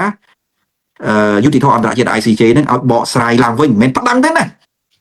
បងប្អូនមិនមែនប្តឹងទេណារដ្ឋាភិបាលហ្នឹងគ្រាន់តែឲ្យបកស្រាយឡើងវិញនៅសាលក្រមកាលពីឆ្នាំ1962ដែលបកគោណានរោត្តមសីហនុបានប្តឹងថៃរឿងប្រាសាទព្រះវិហារហ្នឹងមិនមែនរដ្ឋាភិបាលហ៊ុនសែនពេលហ្នឹងប្តឹងទេកាលពីសង្គ្រាម2008 2011នេះគ្រាន់តែស្នើឲ្យគេបកស្រាយឡើងវិញតែប៉ុណ្ណោះយើងថាប្តឹងក៏បានដែរប៉ុន្តែប្តឹងដើម្បីបកស្រាយឡើងវិញនៅសាលក្រមចាស់មិនមែនទៅប្តឹងទាមទារអ្វីថែមទេខ្ញុំចង់បញ្ជាក់ថាបារាំងគេយកចិត្តទុកដាក់ហើយការយកចិត្តទុកដាក់ចុងក្រោយហ្នឹងដូចជាទូតបារាំងឈ្មោះអីហ្សាក់ប៉ូលេបាទលោកហ្សាក់ប៉ូលេហ្នឹងគាត់និយាយច្បាស់ហ្មងឲ្យផ្ដល់សច្ចាប័នលើអនុសញ្ញាលើច្បាប់សមុទ្រអន្តរជាតិឆ្នាំ1982យកទៅប្រើដើម្បីការពារយកទៅប្រើផងឥឡូវគេផ្ដល់នៅសច្ចាប័នហើយប៉ុន្តែបើមិនយកទៅប្រើវានៅតែនៅក្នុងទូសភាកម្ពុជាហ្នឹងវាមិនមែនទៅណានៅក្នុងទូរដ្ឋាភិបាលកម្ពុជាហ្នឹងវាមិនបានទៅដល់តុលាការអន្តរជាតិដើម្បីដោះស្រាយបញ្ហាសមុទ្រទេខ្ញុំចង់បញ្ជាក់ជូនបងប្អូនប្រជាពលរដ្ឋហើយនេះជារឿងចុងក្រោយជារឿងចុងក្រោយជារបត់ចុងក្រោយជាមនោគមវិជ្ជាចុងក្រោយដែលខ្ញុំចាប់អារម្មណ៍មែនទែនបន្ទាប់ពីលោកមនោមានប្រសាសន៍ថាបើបារាំងមិនជួយឆ្នាំ1991កម្ពុជាបាត់បង់ដែនសមុទ្រថែមទៀតណាប៉ុន្តែសេចក្តីថ្លែងការណ៍រួមរវាងរដ្ឋអំណាចហ៊ុនសែនហើយនិងភាគីវៀតណាមថ្ងៃទី6ខែកុម្ភៈនេះបង្ហាញច្បាស់ហើយថាបាត់ថែមទៀតក្នុងមនោគមវិជ្ជានយោបាយថ្មីឥណ្ឌូចិននៅក្រោមការគ្រប់គ្រងរបស់វៀតណាមដែនសមុទ្រនឹងបាត់ថែមទៀតទី1នៅក្នុងសេចក្តីថ្លែងការណ៍រួមរបស់ពួកគេហ្នឹងណាគេបាននិយាយច្បាស់ថារងចាំកំណត់ព្រំដែនសមុទ្រអញ្ចឹងអាព្រំដែនសមុទ្រសពថ្ងៃអាតំបន់សមុទ្រសពថ្ងៃដែលវៀតណាមត្រួតត្រាលើសមុទ្រកម្ពុជាយ៉ាងតិច 40000 គីឡូម៉ែត្រការ៉េដោយតែកោះត្រល់ចង្កោមកោះក្រចកសេះហ្នឹងណាវៀតណាមមិនទាន់ស្ងប់ចិត្តទេពីព្រោះគេថារងចាំកំណត់ព្រំដែនសមុទ្រនោះមានន័យថាវៀតណាមព្រមយកប្រហើយមកអត់ទុកដែនសមុទ្រកម្ពុជាសូម្បីតែប្រមាណគីឡូម៉ែត្រការ៉េឲ្យខ្មែរទេខ្មែរយ៉ាងច្រើនតាមផែនការរបស់វៀតណាមមានត្រឹមតែឆ្នេរសមុទ្រកំពង់សោមកែបអីដើម្បីឲ្យទេសចរមើលប៉ុណ្ណោះប៉ុន្តែដែនសមុទ្រពិតប្រាកដរបស់ខ្មែរវៀតណាមត្រួតត្រាហើយខ្ញុំសូមបញ្ជាក់ជាថ្មីដល់ទៀតណានៅក្នុងសេចក្តីថ្លែងការណ៍រួមថ្ងៃទី6ខែកុម្ភៈរវាងរដ្ឋអំណាចហ៊ុនសែនហើយនិងភាគីវៀតណាមគេថាឥឡូវហ្នឹងកំពុងរងចាំកំណត់ព្រំដែនសមុទ្រហើយរងចាំកំណត់ព្រំដែនសមុទ្រវៀតណាមយក 40000 គីឡូម៉ែត្រការ៉េបាត់សប្តាហ៍នេះត្រួតត្រាលើដែនសមុទ្រកម្ពុជា 40000 គីឡូម៉ែត្រការ៉េថៃយក 30000 គីឡូម៉ែត្រការ៉េខ្មែរយើងនៅសល់ប្រហែលជាង 20000 គីឡូម៉ែត្រការ៉េហ្នឹងហើយបាត់វៀតណាមគេថានឹងរងចាំកំណត់ដែនសមុទ្រមានន័យថាគេយកថែមទៀតណាគេមិនឲ្យយើងអ្វីដែលគេគ្រប់គ្រងទេកុំច្រឡំគេយកថែមទៀតបើគេយកថែមទៀតយើងអត់ដែនសមុទ្រដែរអាហ្នឹងហើយដែលខ្ញុំបញ្ជាក់ជូនបងប្អូនថាកំហុសប្រវត្តិសាស្ត្របើមិនដូររដ្ឋាភិបាលហ៊ុនម៉ាណែតរដ្ឋាភិបាលក្រុមគ្រួសារហ៊ុនចេញនោះទេហើយអ្វីដែលគេបញ្ជាក់នៅក្នុងសេចក្តីថ្លែងការណ៍នោះគេថាបន្តអនុវត្តនៅកិច្ចព្រមព្រៀងតំបន់ទឹកប្រវត្តិសាស្ត្រឆ្នាំ1982នោះហើយដោយសារការអនុវត្តនឹងហើយដែលធ្វើឲ្យវៀតណាមត្រួតត្រាដែនសមុទ្រកម្ពុជាប្រមាណ 40000 គីឡូម៉ែត្រការ៉េសប្តាហ៍ថ្ងៃហ្នឹងហើយបើគេរងចាំកំណត់ដែនសមុទ្រថែមទៀតមានតែគេយកថែមទៀតវាអត់មានវៀតណាមមានអ្នកត្រួតត្រាឲ្យមកឲ្យយើងវិញទេអត់មានទេបើរដ្ឋាភិបាលក្រុមគ្រួសារហ៊ុននៅកាន់អំណាចមានតែយកថែមទៀតអាហ្នឹងហើយដែលខ្ញុំនិយាយថាជារបបថ្មីដែលនឹងអនុវត្តដោយហ៊ុនម៉ាណែតពីមុនរបបចាស់អនុវត្តដោយហ៊ុនសែនបាត់ 40000 គីឡូម៉ែត្រការ៉េឥឡូវមកដល់របបថ្មីដែលអនុវត្តដោយហ៊ុនម៉ាណែតវានឹងអាចបាត់ថែមទៀតអាហ្នឹងចំណុចទី1ចំណុចទី2បងប្អូនតាមរយៈសេចក្តីប្រកាសរួមរវាងរដ្ឋអំណាចហ៊ុនសែនហើយនិងវៀតណាមនេះណាគេបានប្រើពាក្យកំណត់អំពីព្រំដែនគោកមាន2ចំណុចទី1គេថាដូរដី 6% នៃព្រំដែនដែលនៅសេសសល់មិនទាន់បោះបកគោលដាច់ស្រេច 16% បើដោះដូរដី 6% មានន័យថាកាត់ដីខ្មែរ 6% ឲ្យវៀតណាមថែមទៀតអត់មានទៅដោះដូរមកពីណាទេយើងមិនដែលបានដីដោះដូរពីវៀតណាមទេឃើញទេអានោះវាជារបបថ្មីពីមុនហ៊ុនសែនអស់រាប់ពាន់គីឡូម៉ែត្រការ៉េឬរាប់ម៉ឺនគីឡូម៉ែត្រការ៉េដីគោកោះត្រល់ចង្កោមកោះក្រចកសេះដែនសមុទ្រឥឡូវមកដល់ហ៊ុនម៉ាណែតចេញនៅសេចក្តីប្រកាសរួមច្បាស់ហ្មងគេថាដោះដូរដី 6% នៃព្រំដែនដែលនៅសេសសល់មិនទាន់ដាច់ស្រេច 16% បើដោះដូរដី 6% ស្មើនឹងកាត់ដីខ្មែរ 6% ថែមទៀតឲ្យទៅវៀតណាម 6% នៃមាត្រដ្ឋានរបស់គេនោះមិនដឹងប្រមាណ10000ហត្ថទេឬក៏ប្រមាណ1000ហត្ថទេឬក៏ប្រមាណ100ហត្ថទេយើងអត់ទាន់ឃើញច្បាស់ទេអញ្ចឹងដីខ្មែរបាត់ថែមទៀតនេះមួយវិញទៀតបងប្អូនណាដោយសារតែយើងនិយាយច្បាស់អំពីកិច្ចព្រមព្រៀងគេហៅថាស្ដីអំពីលក្ខន្តិកៈព្រំដែនគោកឆ្នាំ 1983 អានោះវាកំណត់ព្រំដែនគោកហើយគេបានខ្លាញ់បន្លំធ្វើផែនទីដែលវៀតណាមយកមកប្រើប្រាស់ខុសពីរដ្ឋធម្មនុញ្ញនៃប្រទេសកម្ពុជាឥឡូវហ្នឹងដឹងគេធ្វើយ៉ាងម៉េចទេតាមរយៈសេចក្តីប្រកាសរួមហ្នឹងគេកំពុងតែត្រៀមចុះកិច្ចព្រមព្រៀងស្ដីអំពីការគ្រប់គ្រងច្រកទ្វារព្រំដែនគោកហើយនឹងកិច្ចព្រមព្រៀងស្ដីអំពីការគ្រប់គ្រងព្រំដែនគោកជាថ្មីគេធ្វើកិច្ចព្រមព្រៀងថ្មីតែម្ដង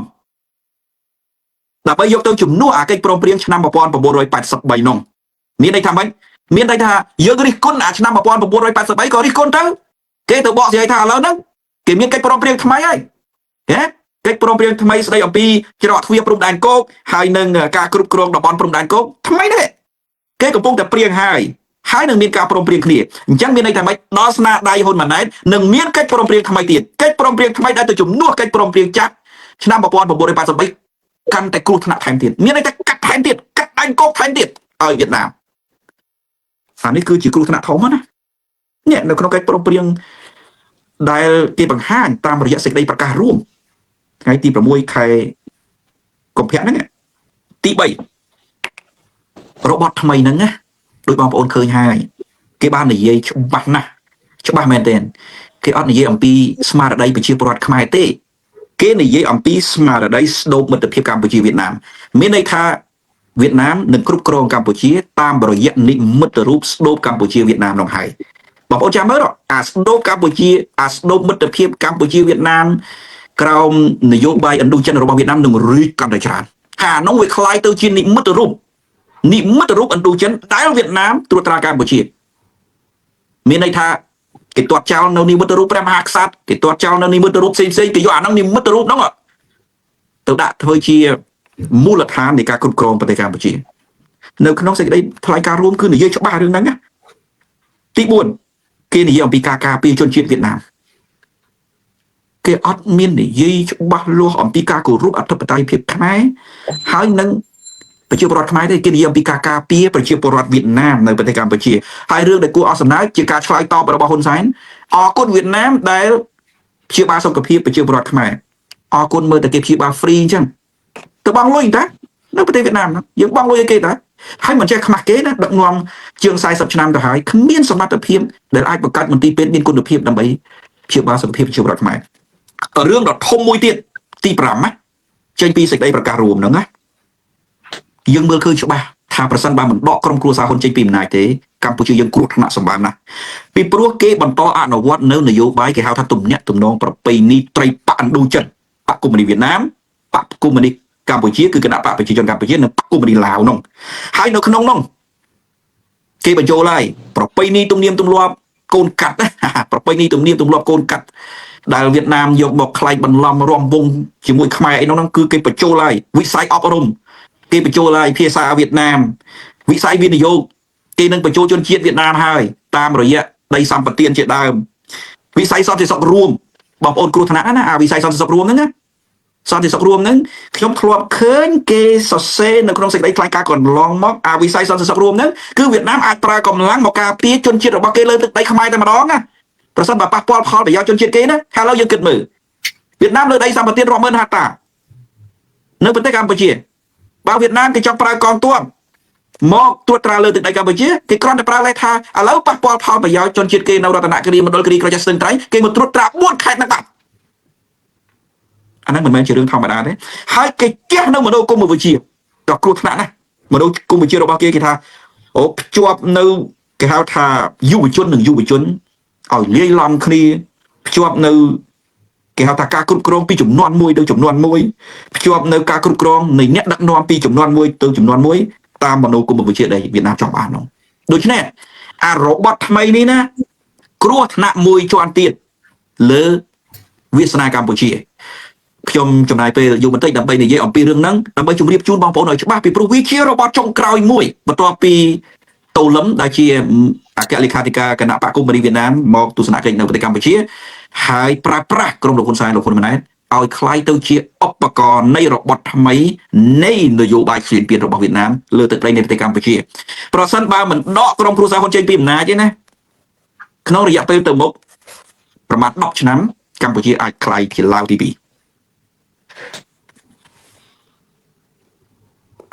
សូមអរគុណបាទ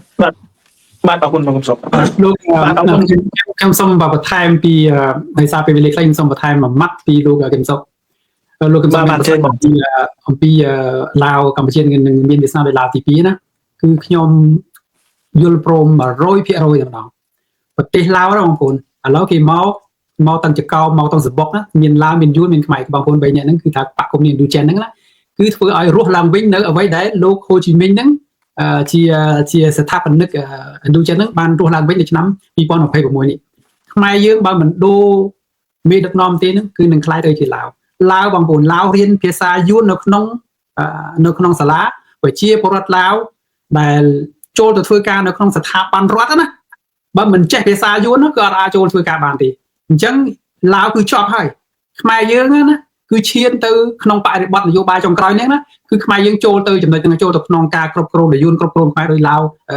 ដោយប្រទេសឡាវហើយខ្មែរយើងនឹងដូចគ្នារៀនភាសាយួនហើយបើមិនចេះភាសាយួនទេគឺមិនអាចចូលធ្វើការនៅក្នុងរដ្ឋបាលទេហេតុអីបានជា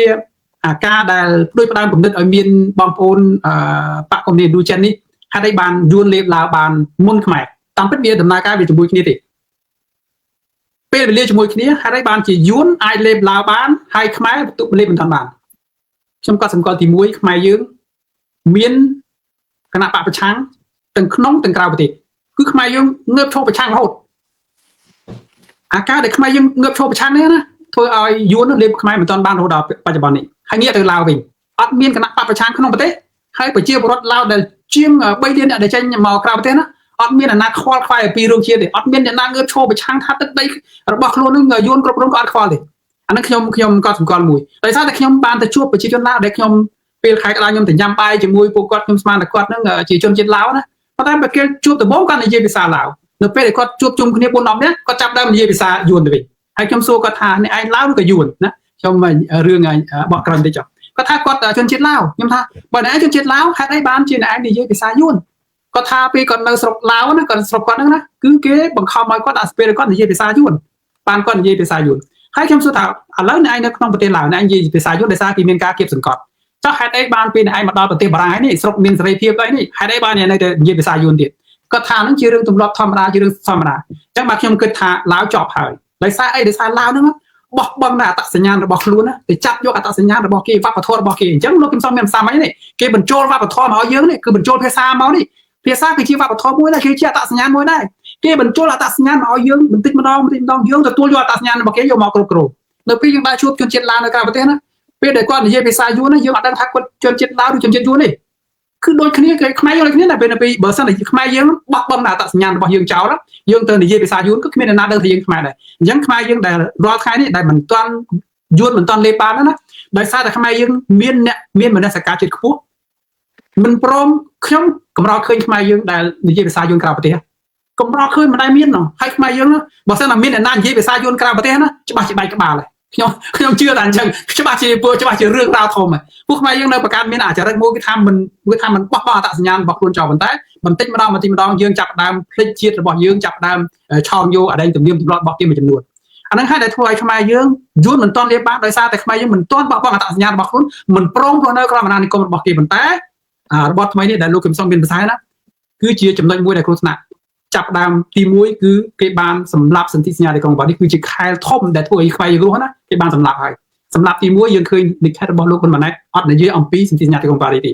សម្រាប់ទី2គឺគេបានថ្ងៃប្រហែលថ្ងៃមុននេះដែលគេទៅចុះហត្ថលេខាដោយលោកកឹមសុខបានមានប្រសាសន៍វិញណាបានធ្វើឲ្យរស់វិញនៅអ្វីសន្ធិសញ្ញាស្អីដែលគេបានធ្វើចុះតាំងពីឆ្នាំ1983នេះមកឲ្យរស់ឡើងវិញណាគឺដែនដីដែនសមុទ្រសរសេរនេះគឺយើងបាត់បង់តទៅទៀតហើយធ្វើខ្ញុំគិតថា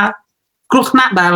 ខាងសៀមខាងថៃវាយកច្រឹបបន្តិចម្ដងទៀតបងណាគឺយើងជួយចាំណាយើងគ្រោះថ្នាក់តិចទេប៉ុន្តែគ្រោះថ្នាក់ខាង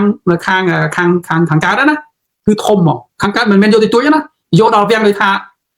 ដកស្ដាច់ចោលយើងលើកហ៊ុនសែនមកដាក់ឲ្យធ្វើជាស្ដាច់ណាអានឹងគឺជារឿងមួយដែលត្រង់ហើយជារឿងគ្រោះថ្នាក់បំផុតដែលខ្ញុំចង់ចូលរួមអញ្ចឹងណាមានខ្មែរយើងបើសិនយើងមិនដូរមេដឹកនាំទេណាទុកឲ្យហ៊ុនម៉ាណែតដឹកនាំគឺខ្មែរយើងបងប្អូនរៀនភាសាឡាវរៀនភាសាយួនហើយទៅយើងនឹងខ្លាយទៅជាជនជាតិឡាវដូចបាត់បង់ទៅជនជាតិឡាវយើងនឹងបាត់បង់ទឹកដីដូចចម្ប៉ាដូចយើងនឹងរស់នៅក្រោមការគ្រប់គ្រងរបស់យួនដូចខ្មែរកម្ពុជាក្រោមអញ្ចឹងបាទចូលរួមអរគុណបាទអរគុណបងមនោបងកំសុកដោយសារតែពេលវេលារបស់យើងក៏ឈានចូលមកដល់ទីបញ្ចប់បងមានអីជាចុងក្រោយក្រែងខ្ញុំមិនបានសួរអស់បងមានអីបន្ថែមអត់មានទេបងអត់មានទេអរគុណច្រើនពេលវេលាច្រើនហើយបាទបងឥឡូវដោយសារតែពេលវេលារបស់យើងក៏ឈានចូលមកដល់ទីបញ្ចប់ហើយអញ្ចឹងខ្ញុំបាទវិជ្ជធនក៏ដូចជាបងកំសុកនិងបងមនោសូមអរគុណនិងសូមគោរពលាត្រឹមប៉ុណ្ណេះបាទបាទជំរាបលាបាទ